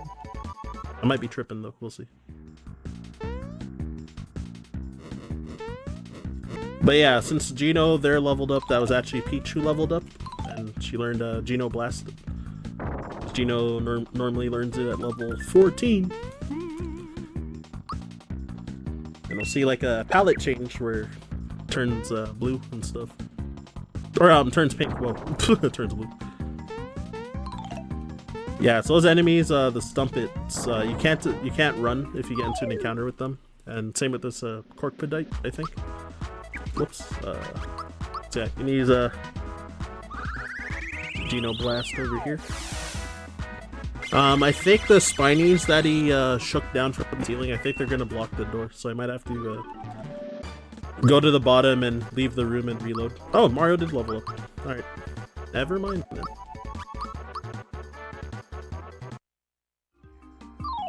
Wow, actually like right on my head, that's pretty unlucky. I got crowned. And the triple failed escape.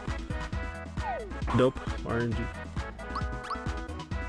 Remember, 50% chance by the way, 5th try escape. So yeah, I just saw he was like riding my head afterwards. So yeah, so you can barely skip that encounter with the Stumpet there, so it's another neat strat. Whoops. Oh wait, yeah, I'm supposed to do this.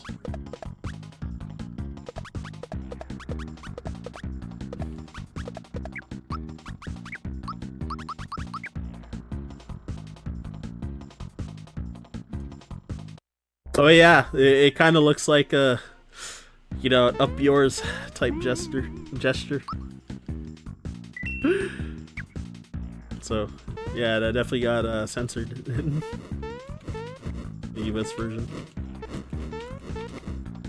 Alright, cool. Made it across. I think I got all the equips on, and yeah, should have plenty of ice bombs, so I should be able to use 2 in this fight. And not have to super jump on Zardragon, which is nice. I might end up having to use ultra jumps on the Zombone phase, but we'll see. So, boosted Geno boost to try and make Mario, like, not quite, but almost unkillable. Oh my god, of course I'm getting all the luck on such a rough run. So Water Blast is slow, but it's weird. Like, you ideally want to get, oh, shoot, they died. Oh, because of the failed escape, Bowser... Oh, Bowser took a hit because I wasn't ready to block that one enemy's attack. Oh, and because of that he died to the Water Blast, so I couldn't throw the second Ice Bomb. So I guess I'll just throw here. For the dank number, if you know what I mean. So 2 Water Blasts in a row, it's hard. So yeah, if Zardragon on that first phase, if he uses either a physical attack or Scream, then he'll do what we call summoning the Dragon Balls. So he'll summon these 4 orbs, and usually 3 of them will attack you right after he summons them. So it's like slower than him doing Flame Wall or Water Blast. Water Blast is slower than Flame Wall by a lot still, so kind of hope for Flame Wall usually. That's fine. They see in summon the Dragon Balls. Which actually might have been better since like Bowser would have been alive and that wouldn't have gone one extra turn. So yeah, just gotta attack 4 times with Mario here for the kill. Or other strat is generally is to do 2 attacks and then use 11 or 12 ultra jumps, I think. Alright, so now I'm giving Bowser the super suit for this next fight. Wait, is that correct, actually? Yeah. And then removing Hurley Gloves, because he doesn't really need it for this fight, for the damage told, and the Bowser's unarmed attack is faster than using the Hurley Gloves, so mostly just like save a bit of time from animations. So that's why we take it off. Because you don't need the extra damage, and it's faster. Yeah, since my inventory for bombs is good, then I get to do the regular route. It's been a while, actually, for this fight. Because always, like, I've been messing up the Knife Guy, Great Guy Minip, or something. Or, like, not having enough, like, fire or ice bombs or something. Like, one or the other, or both. So... lately, there's, like, always been something, so... So yeah, chasing the Axum Rangers now that they stole the star piece. Mid cutscene? So rude.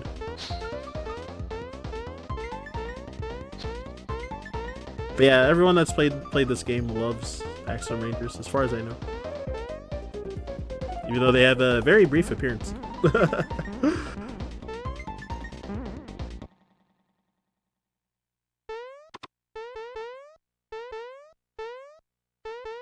Yeah, so when I open up this fight with rock candy from Bowser, I'm gonna hope it freebies. That would be the optimal fight. Actually, getting a double freebie would be optimal so that I could have an extra one later. But I don't know, it's only 25% chance per freebie, but like it happens sometimes. So we'll see. If I don't freebie it, then I gotta use 1 fire and 1 ice bomb eventually. Or I guess the ice bomb is optional, but yeah. But it's faster, so definitely would do it. Oh my god, got the freebie. After all that build-up when I was talking. Alright, so means I get to Geno boost Mario then, since that freebie. Throw the next rock candy, pretty much gonna kill everyone except Red, I think. The double freebie! Oh my god, of course all the luck on like the rough run, to say the least. Wasted luck. It's nicer than marathon though. Alright, so I want to attack Red and then Geno also attack Red. Okay. The double rock candy freebie, that's so funny. Because on top of that, since I didn't have to use my... I think that was my last... Oh wait, I was also untimed attack, but that's fine. It's just wasted a few frames. Because I didn't have to use the fire and ice bomb, then like I got to also keep those on top of that. So it's like my endgame inventory is like insane because of that. I probably don't have to grab the fire bombs in Bowser's Keep at all. I might grab I'll still probably grab one of them, but yeah, so if he manages to Breaker Beam again, or I guess in Japanese it's called Justice Breaker, but if he manages to get this attack off, then I would lose the fight unless it misses somebody, but yeah, as long as I didn't like mistime too many attacks, that should be a kill. But yeah, it is. Oh, flashing lights warning, I forgot! Look away! Oh shoot. I completely forgot about this. Yeah, it's kind of egregious. You can tell the pink one is the girl because she has eyelashes. Yep. And she's like, yo, Red, my makeup's running.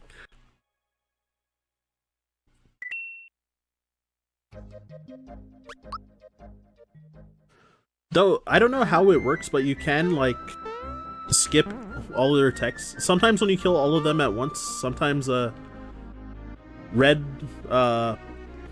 text going into the next phase where he's like, enough, time to finish this. Or enough, now I'm angry, time to finish this. Like, sometimes it'll like override all of the other Axum's text, but it doesn't always happen though when you like kill all of them at once. I don't know how to make it work. It's weird. Oh yeah, occasionally I've been like moving in a weird way to into cutscenes. Like I went really far to the right to move the camera a bit. Move the camera up a bit. Which it's faster than immediately moving into the cutscene and having the camera slowly pan over for the start of the cutscene. So it's a bit of like frame savers for some of the cutscenes. I did it the first time I went into Tadpole Pond as well, and all the tadpoles are like, "Let's see you jump" and all that stuff. Like, I also did a camera movement there, and Mallow when he was crying when I left the Mushroom Kingdom, like the castle. Alright, so I'm going to be trying a RNG minute here again. So now I'm going to be going to Bowser's Keep 2, or Bowser's Keep Second Visit. So there's two versions of the manip you can do. So Nimbus Land manip is about 16 seconds faster compared to the Mario's Pad manip. The Mario's Pad manip is significantly easier. It's like super free, even though I failed it in the charity event with the voice actors. I actually failed it in that, which is pretty funny. But I think that's the only time I ever failed it too in my life. The Mario's Pad manip, but is what it is. So yeah, thanks to having a turbo controller, it helps with the text mashing here to be able to. I'm gonna try to close the final text box on like a certain range of frames. Gonna be using a visual cue with the clouds in the background as well. Hopefully that worked. If not though, so the manip, so basically for Bowser's Keep, there's gonna be a room with 6 doors. And you have to complete 4 out of the 6 doors to advance to the next area. And then you fight like 3 bosses back to back to back pretty much after that. But there's 2 action rooms, 2 action rooms, 2 puzzle rooms, and 2 battle rooms. So the battle doors are really slow to do, and would lose like several minutes if you were to actually like try and beat them, like fighting everything. So the manip is to prevent the battle doors from happening, basically.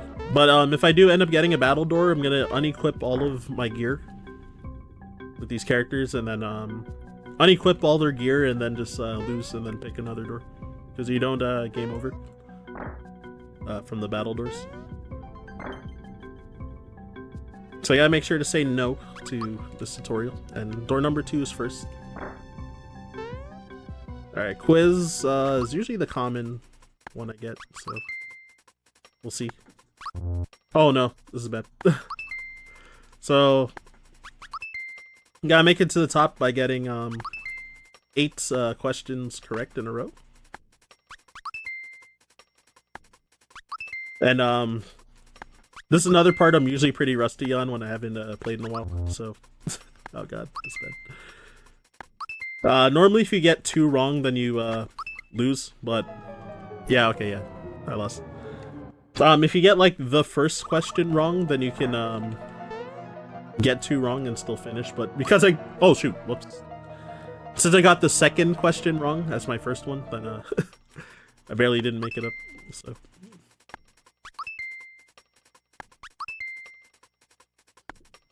Which yeah, also part of that app I was talking about that Pidge made, there is a Japanese to English and vice versa for the Dr. Topper quiz. So sometimes I use it to practice, usually during that cutscene when we're flying over to Bowser's Keep over here. Then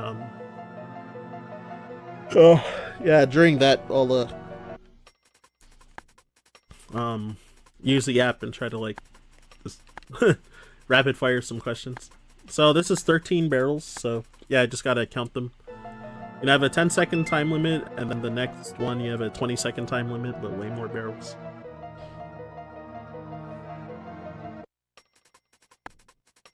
So, how much is this? 47? I'm pretty sure. Mr. T, the hammer, bro. It's Dr. T, you fool. I'm just kidding.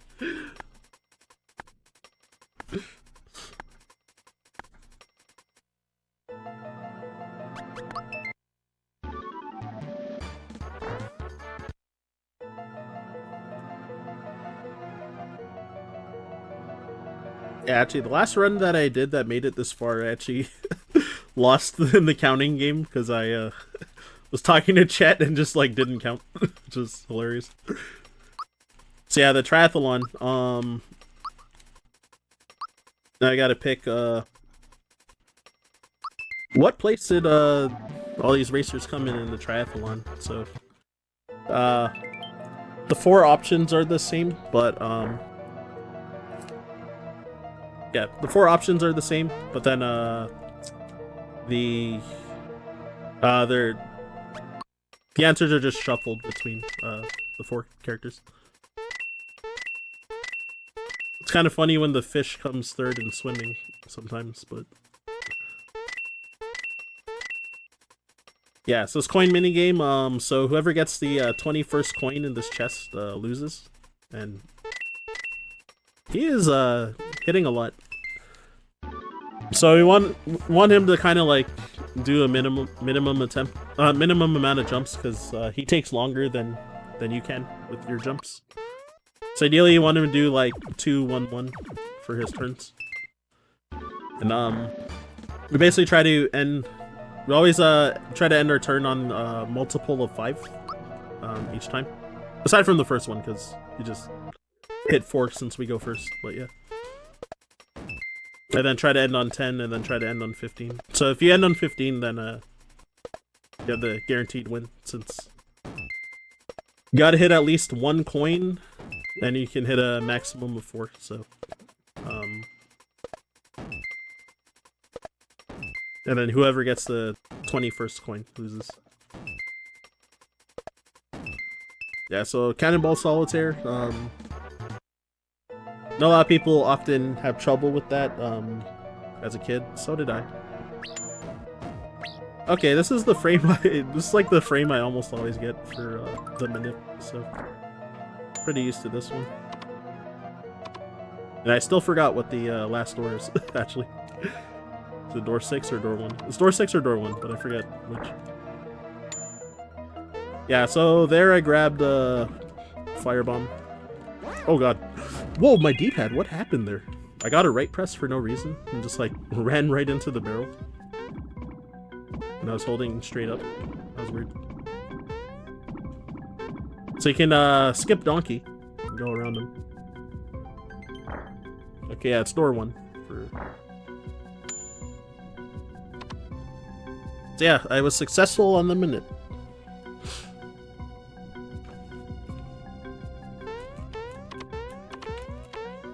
Yeah, so waiting here. There's also a Caro Cola up top, but you gotta backtrack twice, so it's kind of slow to grab that one. So there's a rock candy over here, so I grabbed that. And here I held down before jumping off of that cannonball, which still set up a wrong warp in the outer factory, the next area.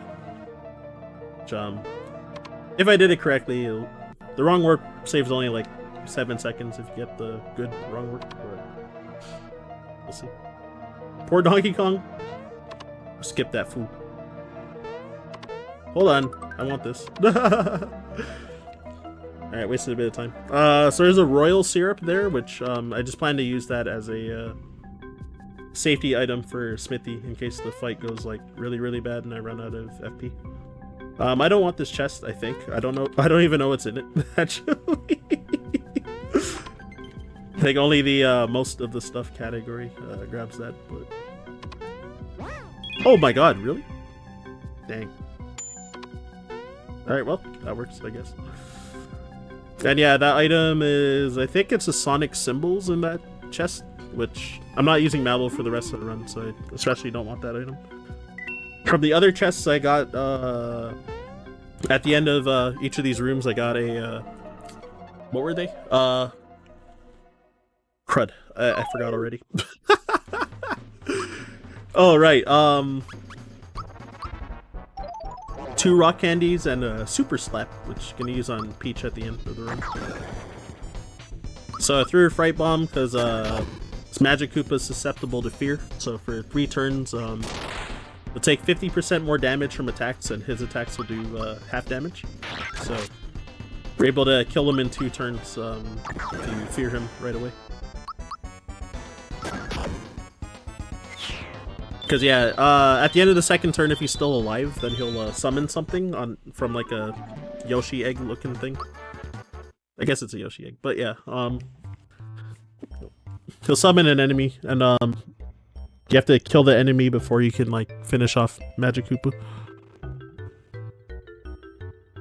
Gotta learn weaknesses.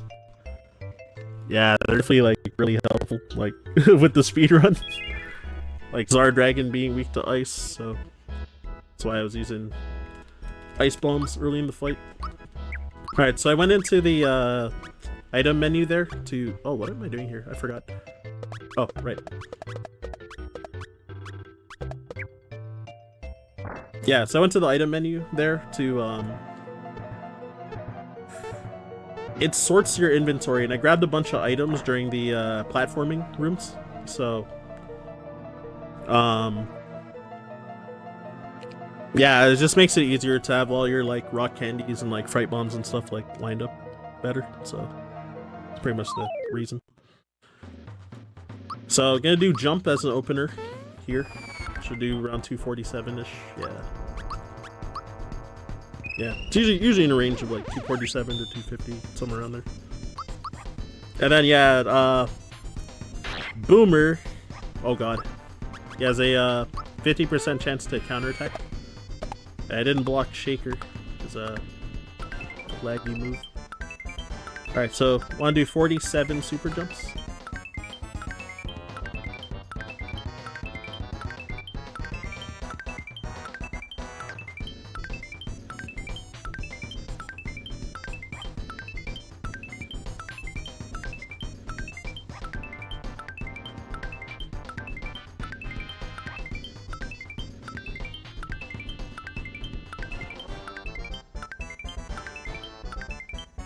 And yeah, super jumping on red enemies, since Mario's red, is pretty impossible, but I somehow managed to make it work.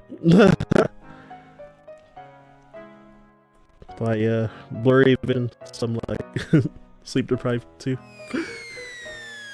That's all good. The pre-jumps. So got quite a bit of cutscenes for not a Boomer.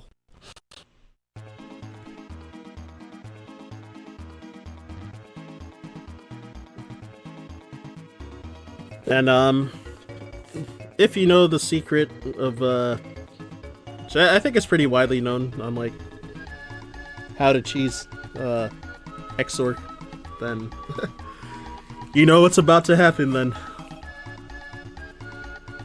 Yeah, rip Boomer. I'll pour one out.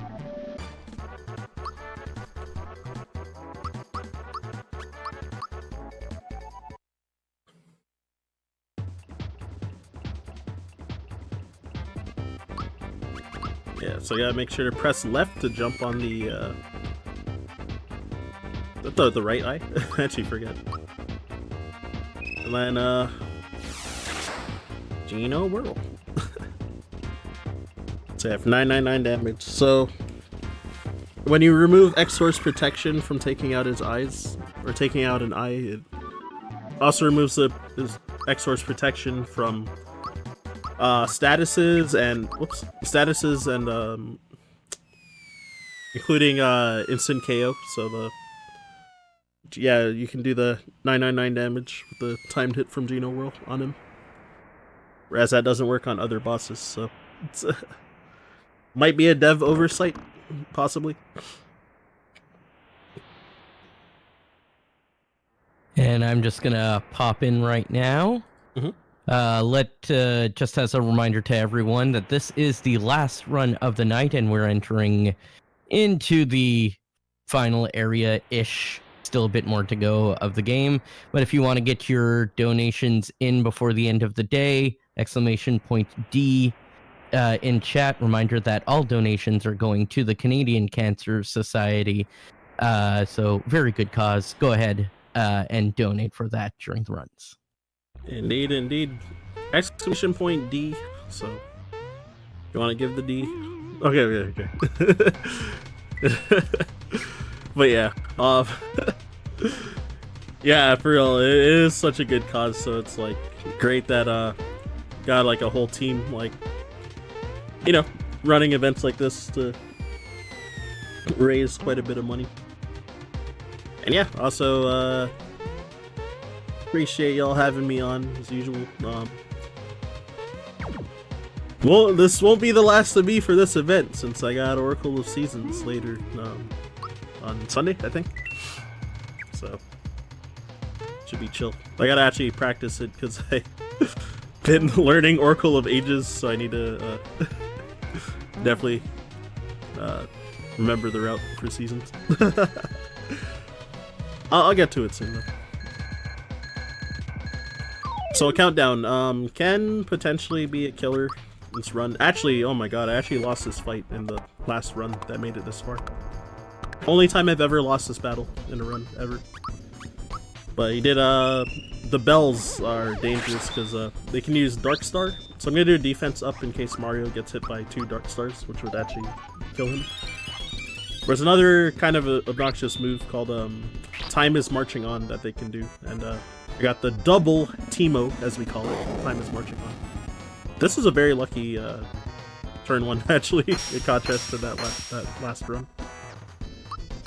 Extremely lucky. Turn 1, everyone's alive, nobody's crippled.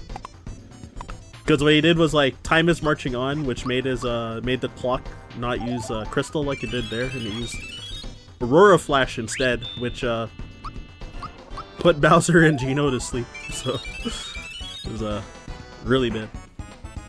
And then Mario got like Dark Star or something. Like after that, I was like, oh my lord, what is happening? So this is like pretty much the ideal fight, actually.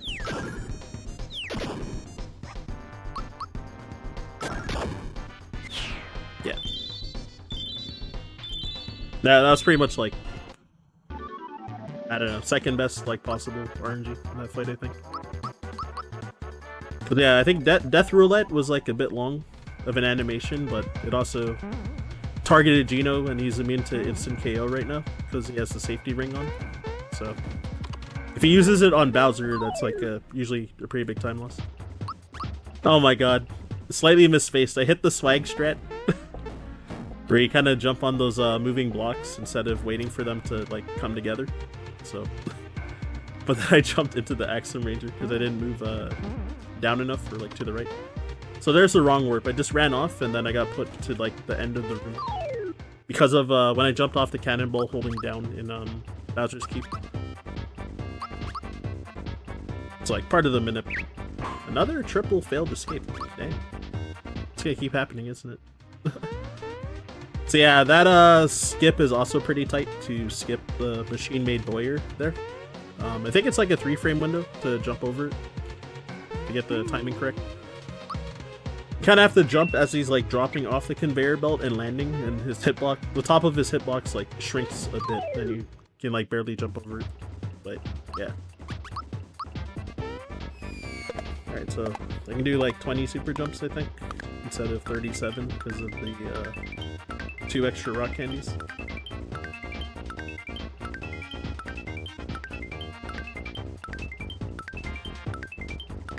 Which saves a little bit of time. Sorry? Go ahead.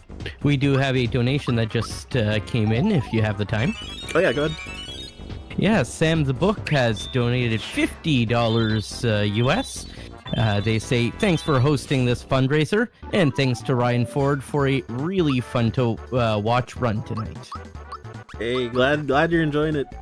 So yeah, Sound the Book, another regular in my stream. So. And it looks like, according to the chat, they put their $50 towards the Gravity Circuit upgrade to minimalist run that's going on day 4. All right, nice. Hey, $50, solid. Shoot, what I do here? Oh, right. I got a Geno boost Mario. That would have been bad if I just attacked it instead. Yeah, now I want to attack Domino, the guy on the right. So when you kill one of them, then the other will like merge with the snake, which is currently off screen. And yeah, the stats are different depending on which person merges with it. So we want Earthlink because his magic defense is lower, so I'm gonna be able to potentially just super jump on him a bunch of times to try and do about 2,500 damage to one-shot him. So it should take 64 super jumps. This part of the fight, like the shaking and stuff, it's like, and the lightning, it's like definitely painful for the eyes when you're super jumping, but try my best. Oh, and slight lag here in this fight too.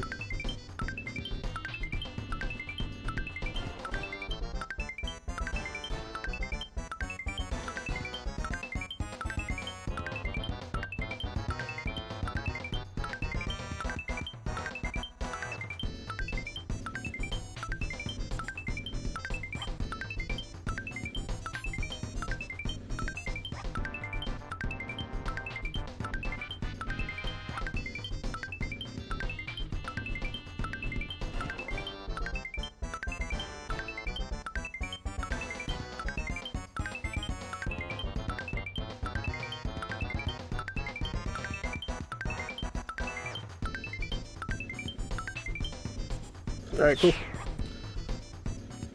So yeah, that was 64 super jumps. 2,520 damage. Right on the money. So now I'm not going to be using Bowser for the rest of the run at this point. Oh, shit, I messed up the eclipse there. Okay, there you go.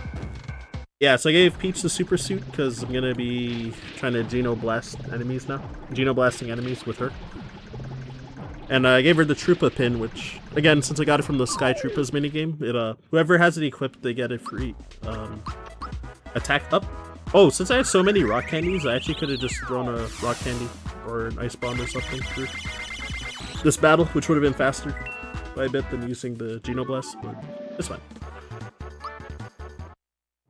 And then yeah, I took the Troopa pin off Bowser, and when I swapped the Eclipse with Peach and Bowser, then Bowser had the EXP booster on, which I took that off of him because he might gain an extra level, which would waste time. Gain an extra level during one of the last battles over here, which would waste time just going through the level up screen. So that's the reason I took it off. I think that's why. Oh no! It's because I don't know if it's the same in this route, but I think Bowser and Mallow are supposed to gain a level at the same time if you don't have it on. So you don't have to go through that screen, the level up screen, twice. Because if they share the same level up screen, then you don't have to watch like the fade in and fade out to the level up screen. It's like each individually. It just like kind of continues when it's on the same screen if they level up at the same time. Like when I used to Star in the Sea and in Nimbus Land, and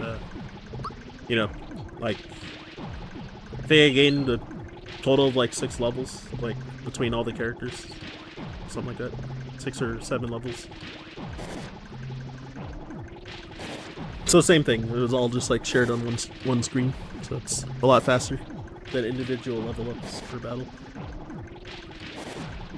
So yeah, it's kind of like the factory is definitely just like a gauntlet of regular encounters and mini bosses. So yeah, these Shovel Knight dudes as well. Yeah, mostly just, for the most part, using Geno Blast to clear out the mob and then attacking. Shovel Knight left over. So he also has a 50% chance to counterattack when he's alive, so you did 1 counter, 2 counters. Sometimes this happens. And then, yeah, it's 800 HP, so I needed to do that 1 attack with Mario. So it's like, just enough. Yeah, the first person I heard say that was Pidge, like the Shovel Knight mini bosses, and I was like, oh my lord. So I couldn't unsee it, and now you can't unsee it. Alright, so Bowser, doing his haiku. And yeah, so that should be the final clip of the run. So yeah, I did another camera movement coming in up there. Or moving the camera a little bit before entering the cutscene. So you do 39 super jumps, I think.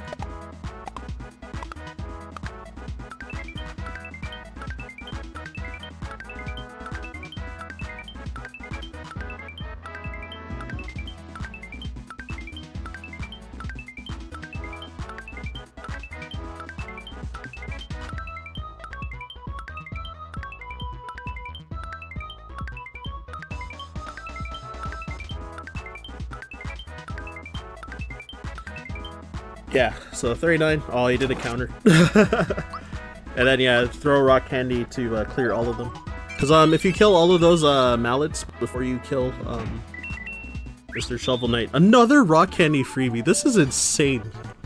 I think I got like 5 rock candy freebies throughout the run. It's actually absurd. Okay, yeah, Bowser and Mallow both leveled up at the same time, so yeah.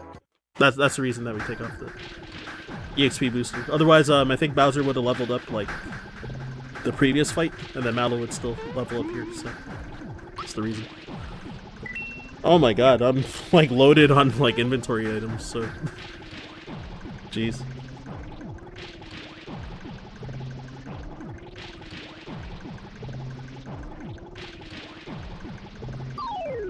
So I don't know what my inventory is. I should have looked.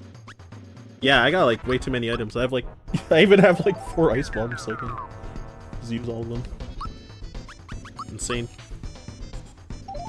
I think I would have, if I didn't do that safety save, I think I would have had a potential to gold, gold this second in a normal run.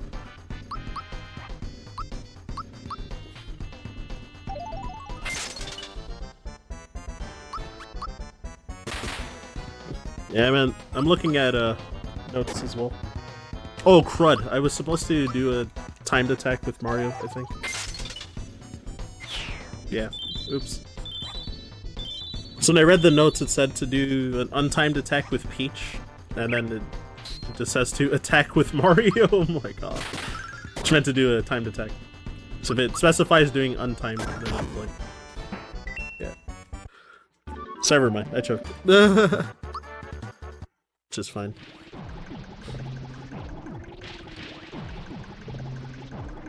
Alright, so here's coming the final fight.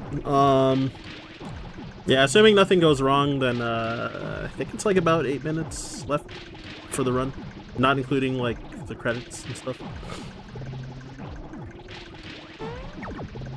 So right at the end. Well, I guess if I lose the fight, I have to redo Gun Yolk again. This last fight that I just did. That's fine though. Yeah, since I have so many extra rock candies, I can actually do like the 2 rock candy strat on Smithy, which is it's like the second time in my life that I've ever had a run that had enough of an inventory to do this strat. Or had enough like freebie luck, basically. Actually wild. I think some of the extra freebies were actually like timeless. So you lose like 40 frames for any like freebies that are kind of wasted, like you don't end up using them, kind of thing. I mean, it's very minor time loss, but yeah.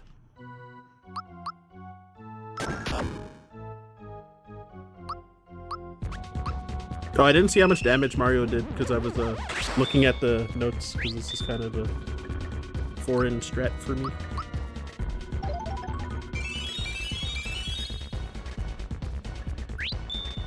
Oh my god, the freebies! Yeah, when the D appears on the end is the when timing ends for JRTA.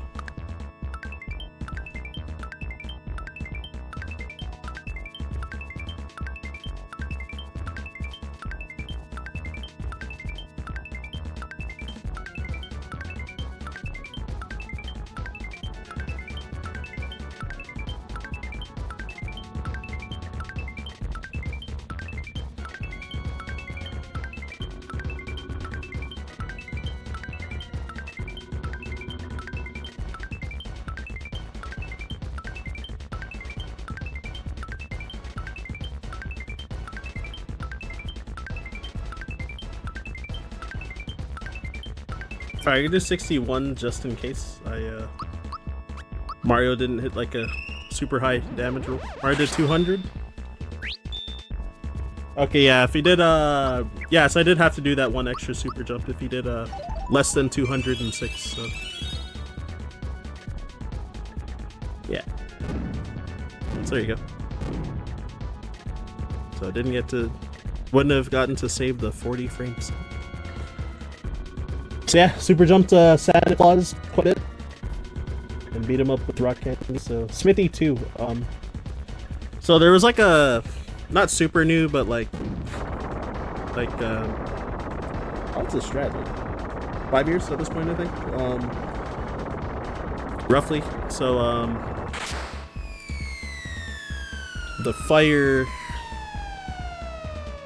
What's it called? So the Smithy gamble. So chest head gamble. So I'm going to be trying to get Smithy to slightly above 2000 HP on a turn where he might transform his head, so that if he's less than 4000 health and at 2001 or higher, then he'll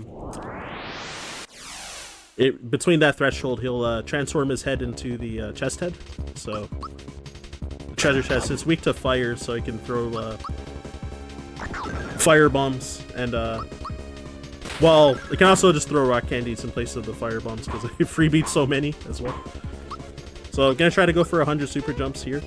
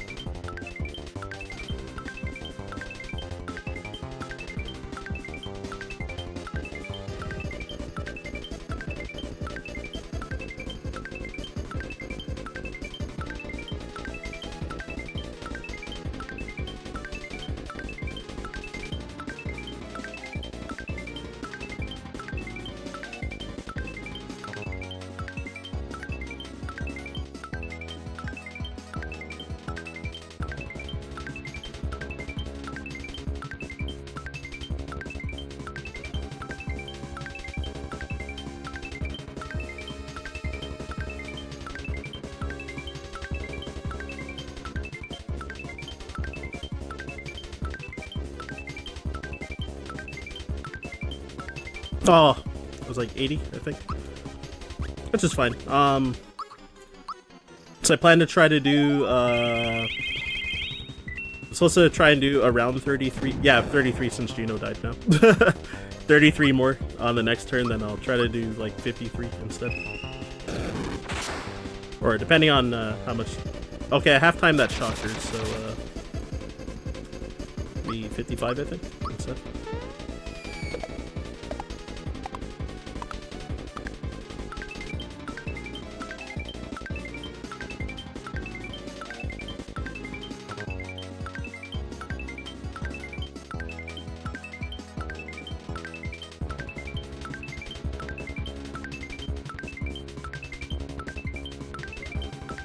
Oh, 29. Which can still be fine as well. But we'll see. So I'm gonna still do the gamble. So he has a 50% chance to transform right now. he did not. So with that, I'm just gonna keep super jumping again and try to hit 100, I guess, to potentially wrap up the fight.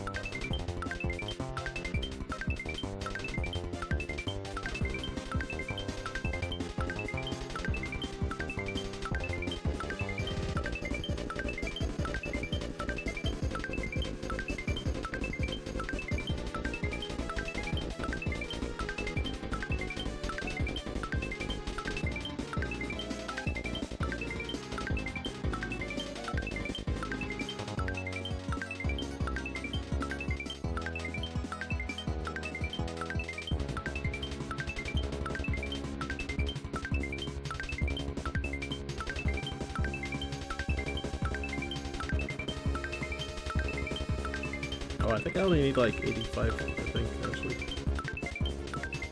for super jumps, because of how many I dropped. It's fine, I'll try to go for the full 100 anyway, just for the swag, I guess.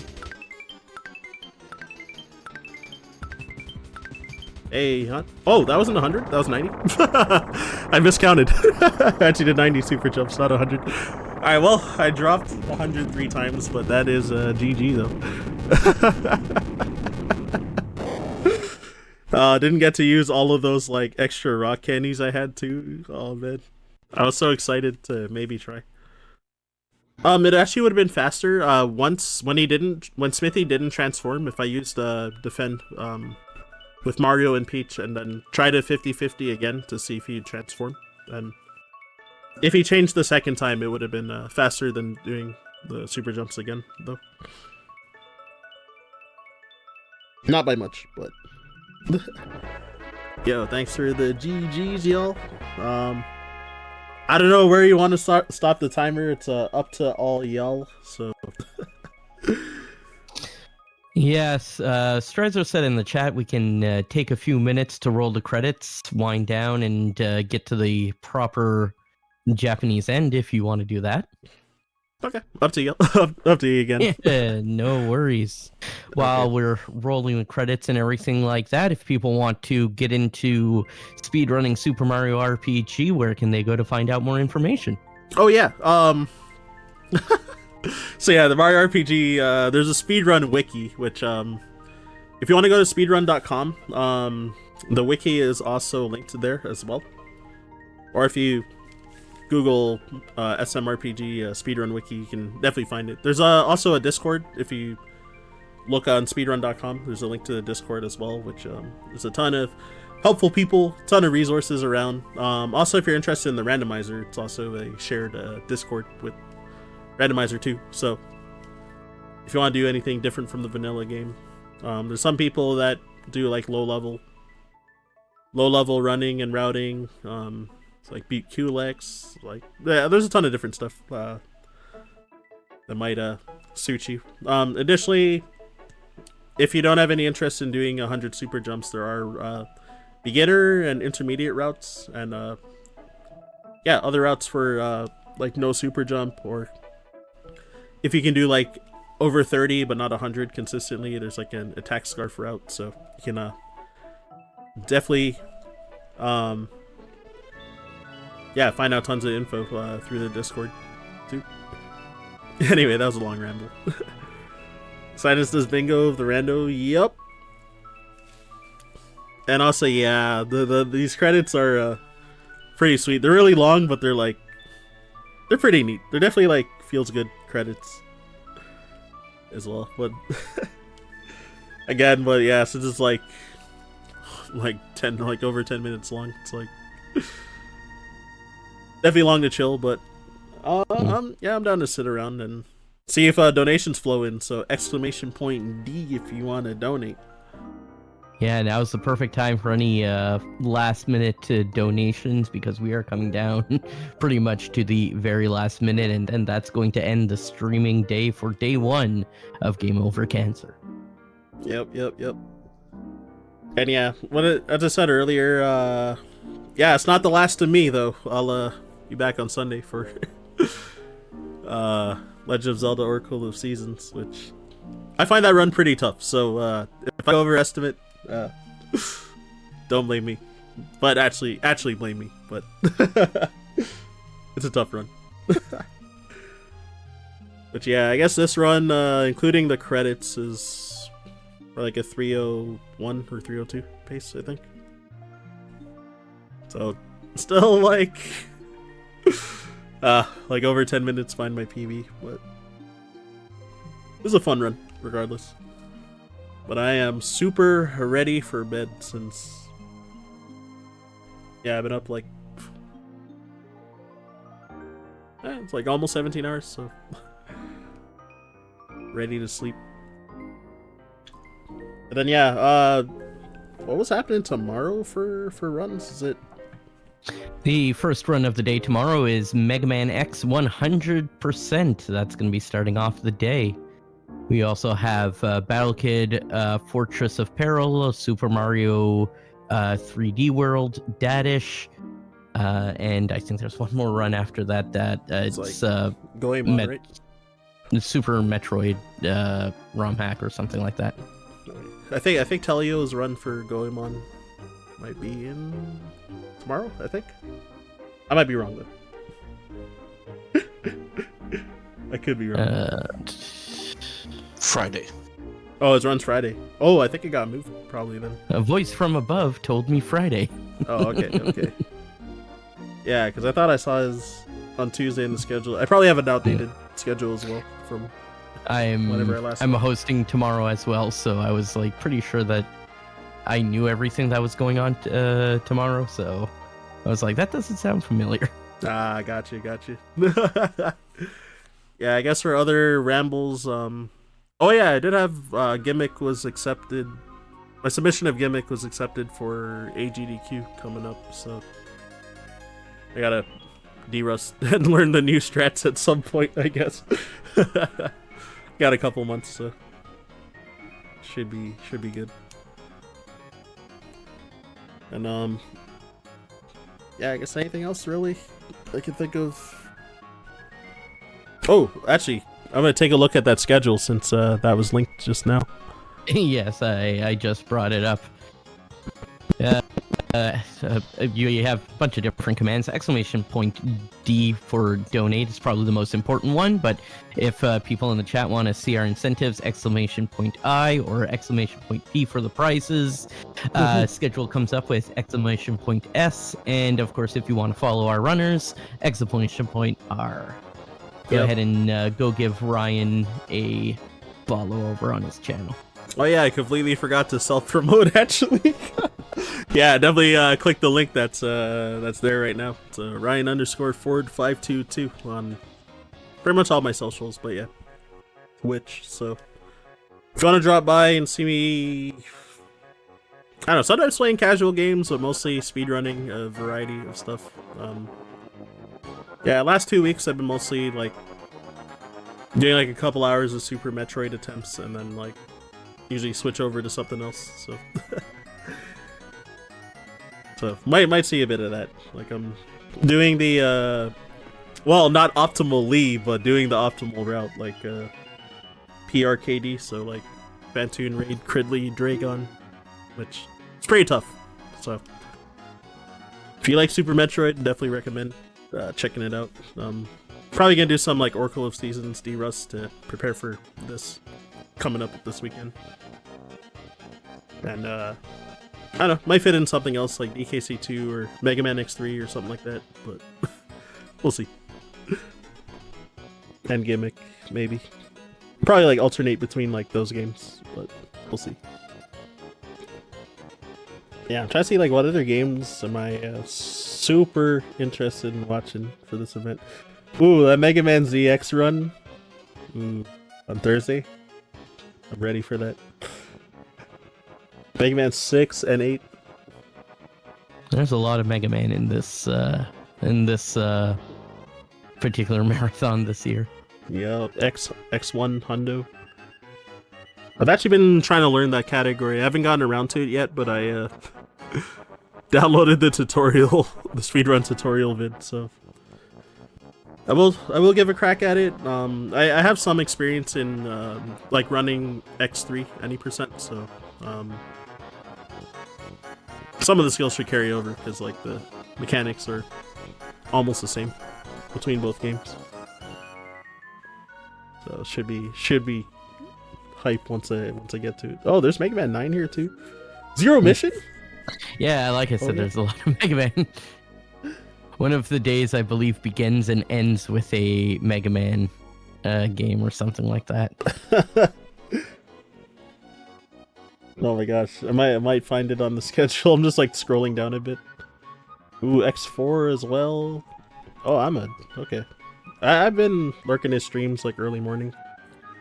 He's been grinding different Mega Man games, so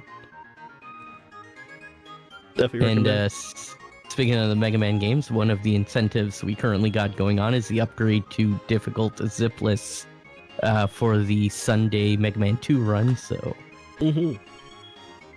Oh, Mario Bros. Wonder Showcase.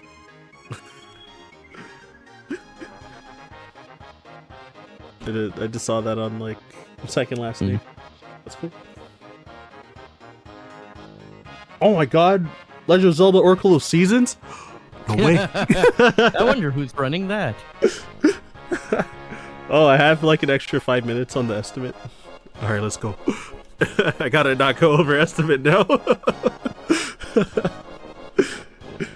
Yeah, I usually submit with like hour 55 estimate, but it says 2 hour on here. So also, depending on what the runs leading up to it are like, you might have more time that you can use up anyways. Here's open. Right. Oh, that day almost starts and ends with Mega Man, but it's like Ruby at the very end. Yeah. The last day. Oh, cool! I've never seen that game before. I like the show. A race after. There's extra setup time for you, so for the people after you. So gave you 5 extra minutes. Sounds good. Yeah. Okay, I'm good. I'm good then. I hope. As long as I don't die too much in that run, but we'll see. Enemy RNG is brutal. It's like so easy to die everywhere. But we'll see. Maybe my gamer skills will keep me alive. All right. Any other last minute things before the run officially ends? And so does the streaming day. Yeah, so time's coming up in like less than 5 seconds, I think. But all right, I'll say time first. But yeah, yeah. So yeah, yet again, if you want to shoot a follow, it's Ryan_Ford522, and yeah, make sure you type !D if you want to donate. Again, yet again, helps out quite a lot. Also, thank you. I'm glad to see that there was like quite a few names I know that were also donating and supporting, so I appreciate it. And yeah, a few like regulars from that are in my stream as well that came through to watch this, so definitely appreciate it a lot. Yet again, I am ready for bed, so I will hand it off to y'all. All right. Thank you very much for that. And that's also going to finish it off for Game Over Cancer Day 1. But of course, stay tuned. We do have 6 more days of Game Over Cancer, collecting money for the Canadian Cancer Society. We've already collected over $160 US, so let's keep that going. My name is Level Up Leo, and we will see you tomorrow as well. Hey.